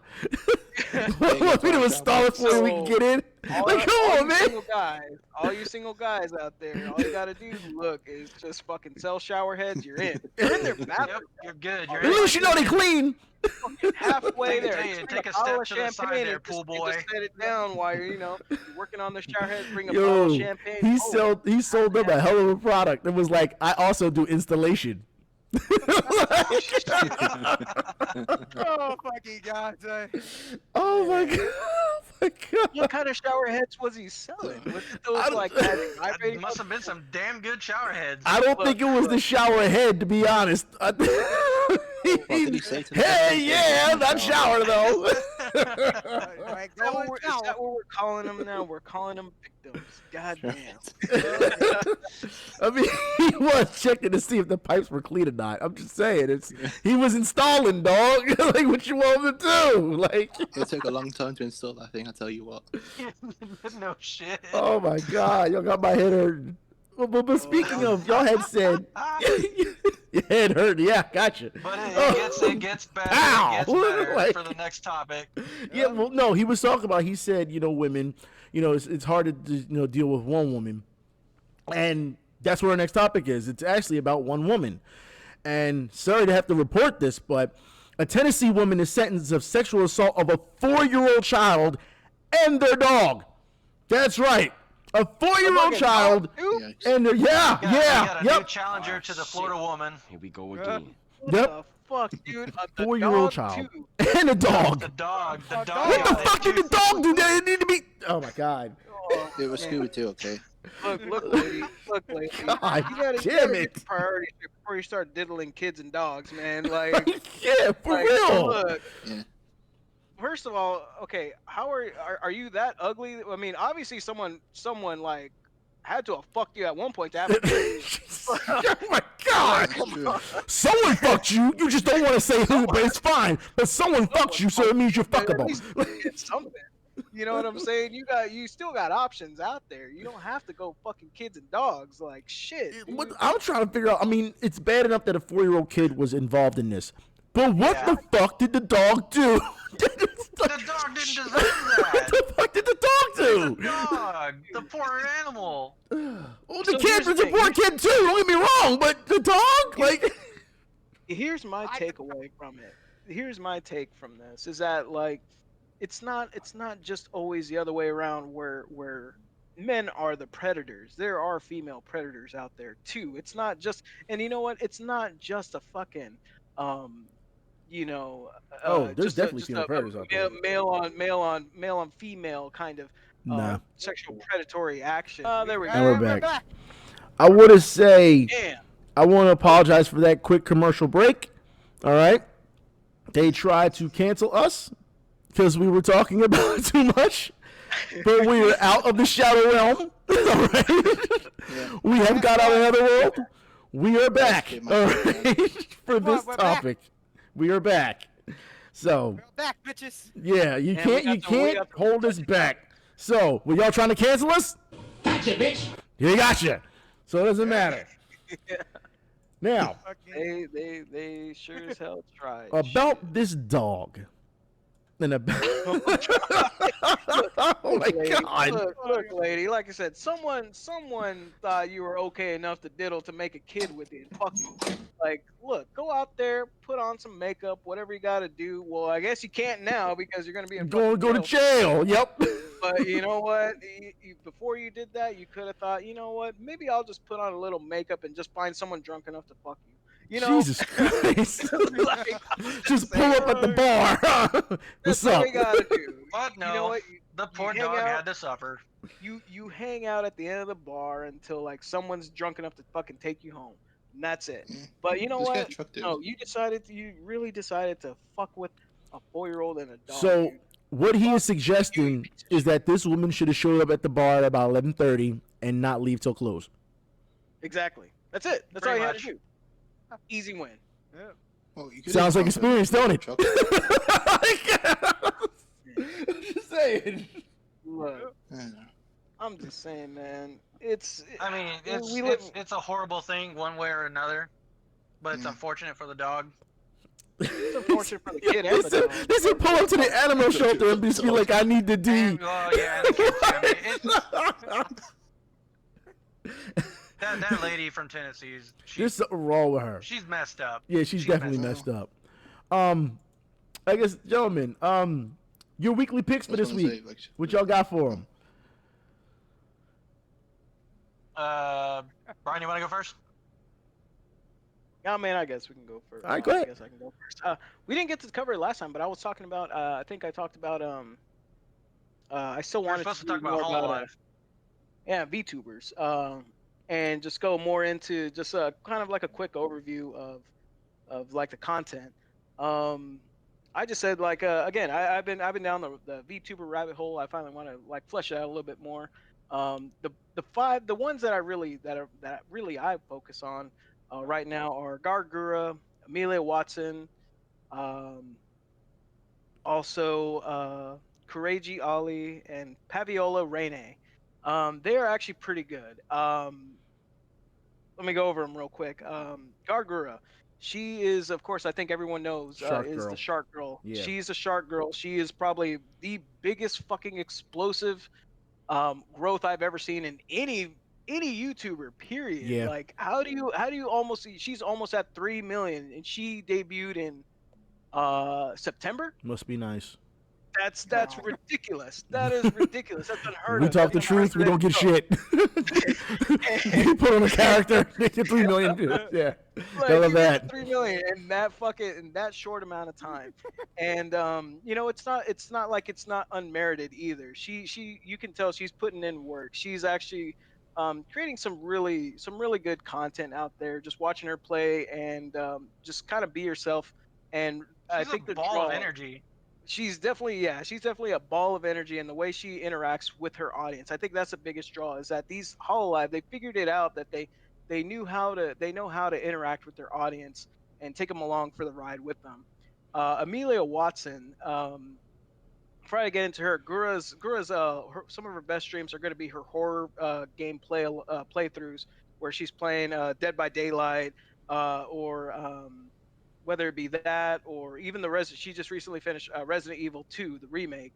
Watching her play that was hilarious. And then again, the whole Super Metroid run, watching her struggle is just amazing watching her. Oh, I got a big kick out of that. I've been watching. That's the watching only her reason why I'm watching her mental right state now. just decline. Is simply to watch her stumble through Super Metroid, and it's an experience. It's pretty fucking entertaining. And then Amelia Watson, she's a detective girl. She's like a time traveling detective. That's her character. Nice. And she is completely. She was originally supposed to be British, but you know, she ended up really. She's like, no, it's too hard to keep this to keep the British accent. To keep it going. So she just speaks with the regular accent. But she is probably one of my favorites because she really, really interacts with her audience a lot. And she picks the most obscure offbeat games you will never ever see anyone else play, and it's really entertaining. She's very, very chaotic. She's talking about ground pounding your mom. She will make Okay. your mom jokes to you. She's just full of fucking gamer jokes. She is literally the definitive, like, you seeing her rage is probably one of the best highlights of watching Amelia Watson, especially when she plays Apex and watching her fucking just rage quit the stream. This shit is hilarious. It's But great. Brian, I got a question for you though. Huh? Do they show off Korean booty sluts though? Of course not. They don't. Of They course don't. not. And you know what? I think that's the draw. The draw is they are not e-thoughts. They can actually. Can you imagine a female and e-thoughts have already sown this whole oh, you have to show titties and ass to get views. No, they bucked that trend completely, and they're like, you know what? Females can actually play games and be good at them and actually create enjoyable content without showing titties. Yeah, well, I'm just saying. When I signed on when I saw on the Twitch today, the first thing that I saw when it popped up on my screen was a girl in a bathing suit in a pool. I'm like, what the fuck is this bullshit? Went right off of it. I mean, don't get me wrong, titties and ass are cool. They got a place called Pornhub. Yeah, right. Yeah, but still, like, she was like, Video. I don't got time for that shit. That's not what we here for. You know what I'm saying? Like, yeah, come on, ain't that type of game? It's because so it's a loophole. The reason why they know they can do that is because they're not technically naked because they're wearing a bikini. But not That's all of why. them. The one was just exposed last week. She was actually wearing lingerie, and the girl let people know because she had the same exact lingerie from Victoria's Secret. She showed the tags and everything. Wow. Yep. Wow. So here's but that's the thing though is with HoloLive, Double I standard feel like much? well, with HoloLive they're actually able to put out some good content. Watching them play these games, being able to see their takes on some of the games that you've played before, and you're like, wow, they play completely different. It's really fascinating. Watching it all unfold, and that's my topic. Is I highly recommend watching Gargura. Amelia Watson, like I said, if you love chaos and just like she's literally like kind of like one of the dudes kind of thing, Amelia Watson is probably my top pick. All right. She's awesome. Anyone And, else? the other one is Kureji Ali. She's Indonesian. You couldn't even tell. She doesn't have any accent or anything. She's perfect English. She is a ball of energy for sure. She's a bit loud, so you gotta watch out for ear rape with her. But she's very You just said entertaining. the R word. Uh-oh. You know what that means, don't Oh. you? Huh? Oh, no. No? You don't know what that means? You should know what's going to happen here. Well, okay, it's oh god. God damn it. You walk into it every time. You walk into it every time. The R word. Okay, well, it's a lot of the R word, all right? So it's a lot of that. So just listener beware. But she pretty much plays a lot of they all have their Minecraft servers that they go. Oh, so Jesus Christ. if you want to watch Minecraft. Minecraft, they play that, but lately they haven't been doing it. They haven't been feeling it. They even said straight up like, look, we're not feeling Minecraft right now. Yeah, no, yeah, I But don't if you like that, blame anyone. I don't. What? Anyone else? Does anyone else have anything? that's my concluding thoughts is Okay. like I said, I recommend Gargura and Amelia Watson out of all of them. All right. Those two are my top picks for VTubers to check out. Okay. Anyone else will go next? I'll go. Okay, go ahead. So it's a classic film. It's from way back when. I forget, like late '90s or something like that. But Okay. Pirates Wow. of Silicon Valley. Bro, did you say way back when and then say the 90s? Really? Late Are we that old '90s. now? Are we really that old? Like, Jesus Look, Christ, the thanks. The 90s was 30 years ago. Don't almost. remind me, okay? All right? Yeah, no. That doesn't mean that it's that old. It didn't seem that far away that long ago, all right? Yeah. Right? Late '90s, 1999. Okay. Pirates of Silicon Valley. No, huh? Okay. the movie is it's a fantastic movie. Pirates of Silicon Valley Yeah, yeah, that movie is fucking awesome. Pirates of Silicon Valley.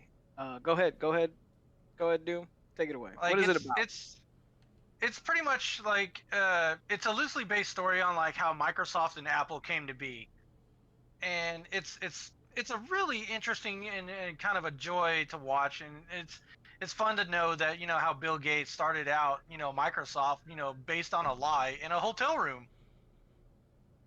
Yep. And how Apple like kind of stole Xerox's UI for their own computer. So but it's a really good movie though. It's So it's not a too comedy. bad. So Pirates of Caribbean, Pirates of Silicon Valley. Pirates of Silicon Valley. The main story, the main actors here is Anthony Michael Hall, who plays Bill Yep, Gates. this is old. Yep. Exactly. Anthony Michael Hall.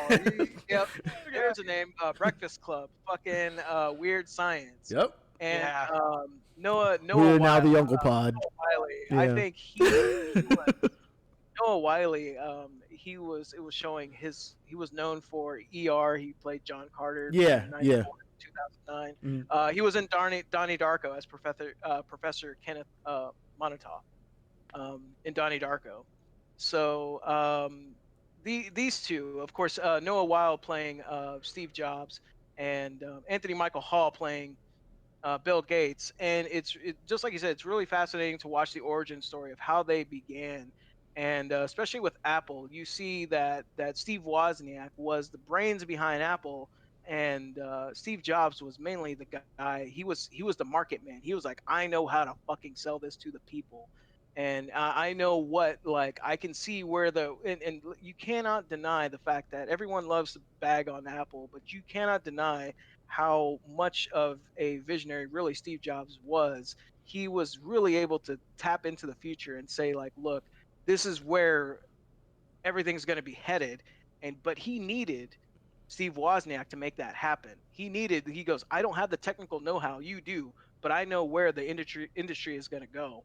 And it shows that. And it shows how Bill Gates was like, look, I know it's going in this direction too, but I'm going to take a different path. And just watching it all unfold and ultimately where we are now, it's a wild trip. And the way they tell the story is it's not a long movie at all. I think it's 90 minutes tops. That's not too long. Yeah, it's not too long. Yeah, it's a really 97 minutes. I've got the disc right here in front of my hand. Okay. Yeah, 97 minutes. in my Okay, hand. yeah, it's a pretty short movie, and it covers all the bases, tells the story well, up until I think it's the late 90s is where it ends. Okay. But Yeah. it's But just yeah, like you basically learn the story that Microsoft was built on a lie. It was built. Yeah, Microsoft was built on a lie, and just like I said, you really have to just go out and watch the movie yourself. You can watch it. You can catch it on Amazon, Amazon Prime. I think that's the main place where you can get it, unless you actually own a physical disc of it. Okay. But you should be able to watch it on Prime. Okay. Anyone else?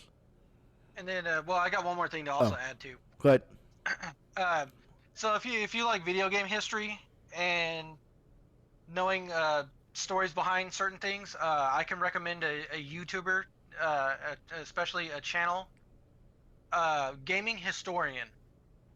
That is Norman Caruso's YouTube channel, and he does such great work on when he puts out his content. One of the most recent ones that I can recommend to watch is watch the Punch Out video. That is such a great story. What does he specialize in when like, what is the gaming historians like? What is mainly like his hook? What's his bread and butter? It's basically giving the history of of a franchise, a game, or a company.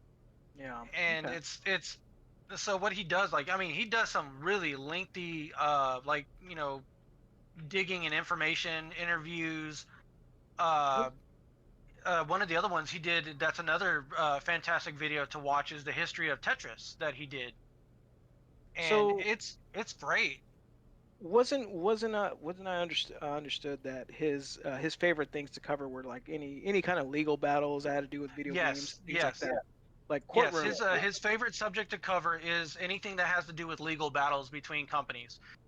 He did a short video about when Nike sued Sega. You know, over the Frozen Moment commercial. I didn't know about that. Yeah, I didn't it's even on there. that Yeah, flew completely under my radar. yeah. He talked about. He also talked about the history of Atari and how Steve Jobs actually did at one point work at Atari for a very limited time. Yeah, he was basically, I think, an intern or something.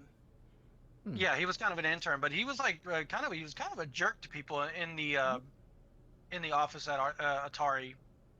Yeah, he was.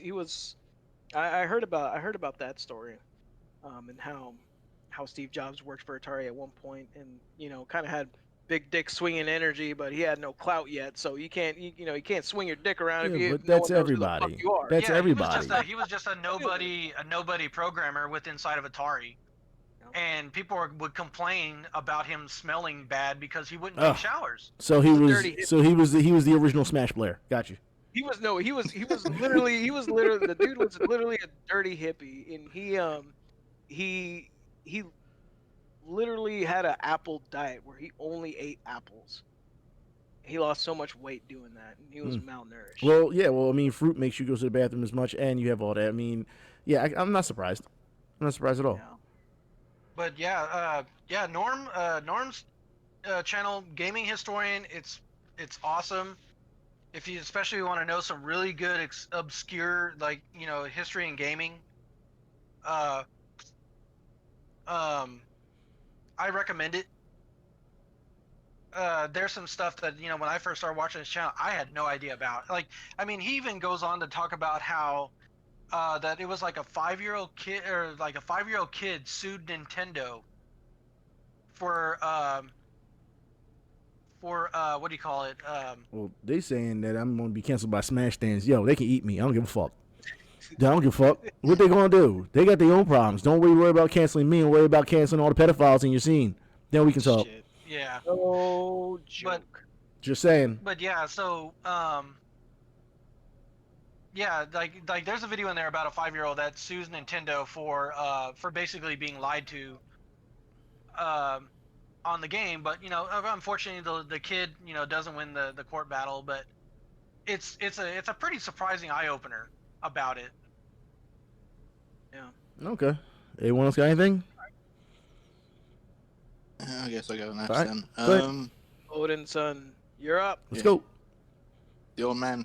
I recommend people to try and check out JoJo's Bizarre Adventure, because that's the thing I've been recently watching. The anime. Man, I have never checked it out. I've only known JoJo by the memes. Dude, what? I've never watched. It's all about You ain't never heard. You never saw the anime. Yeah, I've never watched JoJo Bizarre Adventure either. Okay, as far as manly animes go, I was manly animes is Fist of the North Star. It's the manliest. It's close to the Fist of the North Star being manliest of manliestness. It's manliest of manliest. With the dash of feminine, Tell us about it. Tell us about it. No, go ahead. Give us a short synopsis of JoJo's and why should we watch it? Lay it down. Go ahead. Get them in. Trying to.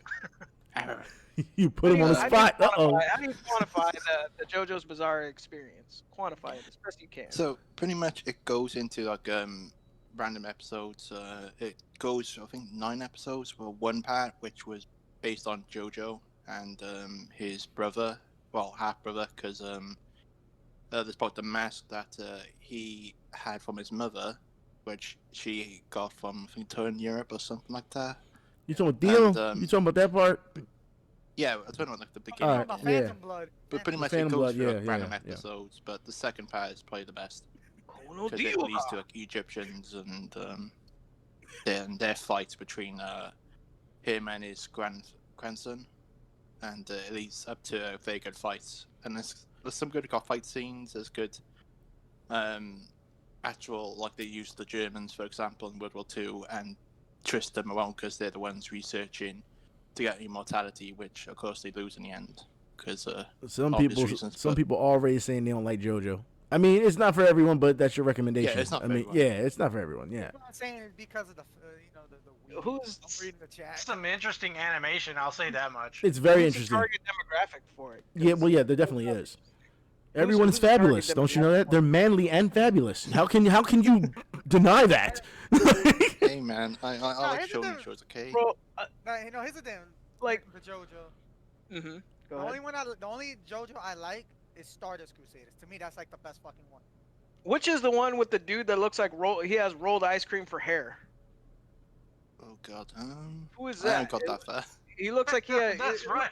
It looks The like he guy has looks like rolled. he's got soft rolled serve ice- for a head. Yeah, no, that's not soft Y'all serve. It really looks like making he- fun you of know, y'all really making fun of these characters. Y'all no, understand that it's- they gonna come for it's not y'all. Y'all know soft that, serve right? for a head. Yeah, I'm no, talking you're about okay, JoJo fans will come for y'all in a heartbeat. I wouldn't go there if I were y'all. Yeah. Nah, here's Swear the to thing. God, I'm gonna bro, like, apologize to the no, JoJo fan base. I'm Nah, sorry. nah, hold blonde, on. it's that blonde dude that and his hair looks like rolled ice cream. from the Oh, side. yeah, I think he's in Jesus season Christ. 2. Not sure his name. But the But if thing, motherfuckers got a problem, tell them to come fight us in fucking JoJo's Bizarre Adventure. Did he just say come fight us? No. Again, don't say who that. is us? Definitely I haven't said not. anything. Like, who's us? Like, I haven't said shit other than be careful. Oh, Like, man. You're like the drunk homie that ain't even drunk. like, who is us? Just tell them to come fight us. What? Like, It's like, yo. You're like saying that to the secret, I'm gonna fuck you. well, up, no, I'm gonna no, poison let you." him. No. Let him. What do you have to offer, Mr. Wing Zero? What is your pick for this week? Well, since we're in 2021, I can't wait for October for this year's Castlevania month. I always do it every October. Oh yeah, well Castlevania's that. yeah, it's getting ready to come out, ain't it? Oh yes, I can't wait for next month for the final season of the anime. Yeah. Can't wait. Castlevania has always been a good series. Well, man. I mean, it's not the. I wouldn't say. That's right, they did. I They wouldn't say redid final the season season. four, I don't. didn't they? I hate to say final season because they already made it known that they're going to come out with separate stories for it. So it's not that it's going away. They're just straying away from that time period.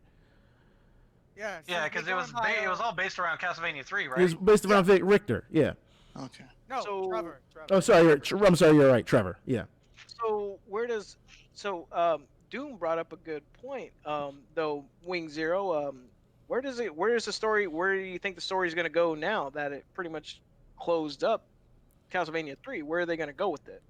Okay, here's the thing. The final season's coming up next month. The last thing they have to do is Curse of Darkness for those who played Castlevania Curse of Darkness. Is that next That's chronological? Castlevania 3. Yes, that's part of the Castlevania 3 timeline, which Okay. involves Hector. Hector plays a huge role in He that. just wanted to say because Hector's involved. No, that's the thing. That's the main character. The main character. You knew if he wasn't going to say Hector, it was two things was going to happen today with him. Either he was going to scream out Rick Diaz, or he was going to give you Hector. He was going to give y'all one of them. I'm actually being serious though. That's the name Go of the ahead, character. go ahead. Hector. Gotcha. Right, I get that, but I mean, okay, the title of the game is called Castlevania 3: Curse of Darkness. So No, it's just called What's Castlevania. It's just called Castlevania Curse of Darkness. That takes place Right. during the final moments of Castlevania 3's timeline with Trevor. That's where Dracula comes back, but Hector fights Dracula. That's Okay. the premise. Hector, yeah. All right, right, well, I understand it. well, but no, like, well, here's the that's thing, what you got to look forward to. You get to look forward to seeing Hector fight Dracula. That's pretty here's much the his thing. nutshell. And you have Isaac. Isaac's still around. Yeah, Yes. Yeah, Isaac. Oh, yeah, pretty much. Isaac and Hector have beef. Ah, here we go. And Okay. here's the thing. Let's not spoil it too much. All right. No, it's not. There's not no spoiler or anything. But for those that read the manga, Hector meets a girl named Rosalie. That hasn't been introduced in the anime yet. Okay. Isaac kills Rosalie. Which game is Rosalie in? Curse of Darkness. Castlevania Curse of Darkness. That's Hector's whole story. what was that on? Like Yeah. PlayStation or Yeah, what? PS2. PS2 and the Okay. original Xbox. Okay.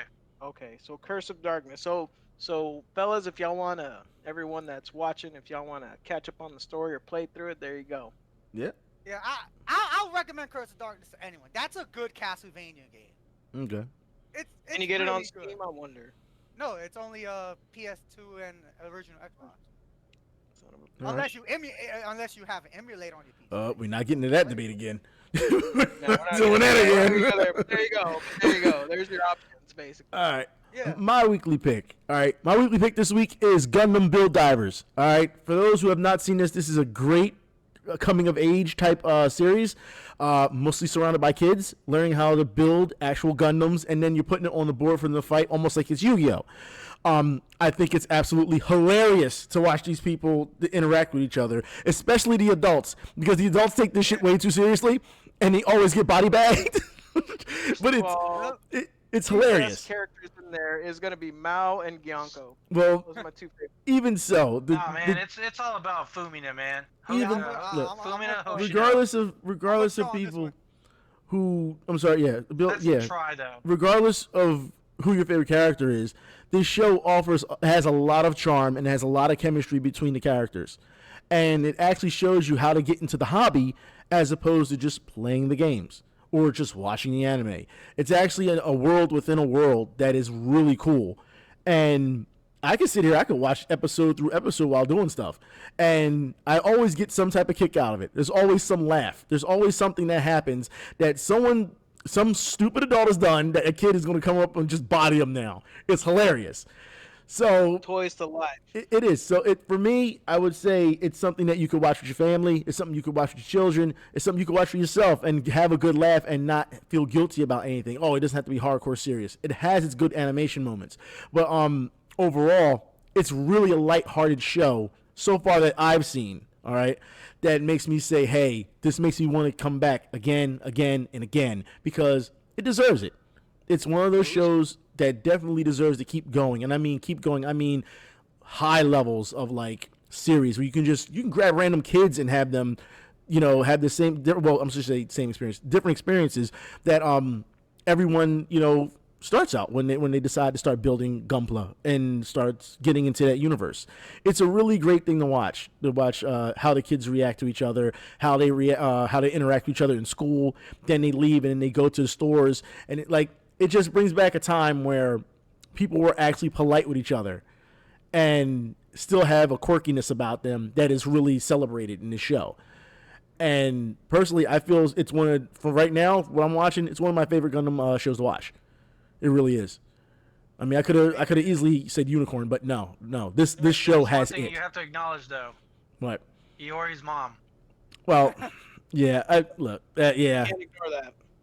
I mean, like I said, I try not to stray. Like I said, I don't want to give away too much. You know what I mean? But like I said, it's one of those things where it has a lot going for them. It has a lot of good steam going for it, and it's good to get on it now. You know what I mean? And have fun and enjoy it and understand the characters and understand why, I used to build this. I remember my dad won the championship and I always looked up to that. And you know what I mean? Like there's a lot of stories that are intertwined with each other. And I feel as though that right there is good enough to say, hey, it's once again, it's characters overcoming obstacles and mountains to get to where they need to go and breaking down barriers of fear, to not be afraid to take a risk. And that's pretty much what it is. I mean, it's a really great show, and like I said, it's fantastic. Yeah, and it's for everyone. It's not just for a certain group of people. It's for everyone. Event. Yeah. After you watch Bill Vita season 1, you gotta watch the OVA, Jim's Counterattack. That you're gonna love. Jim's Counterattack. see, that's what I'm talking about.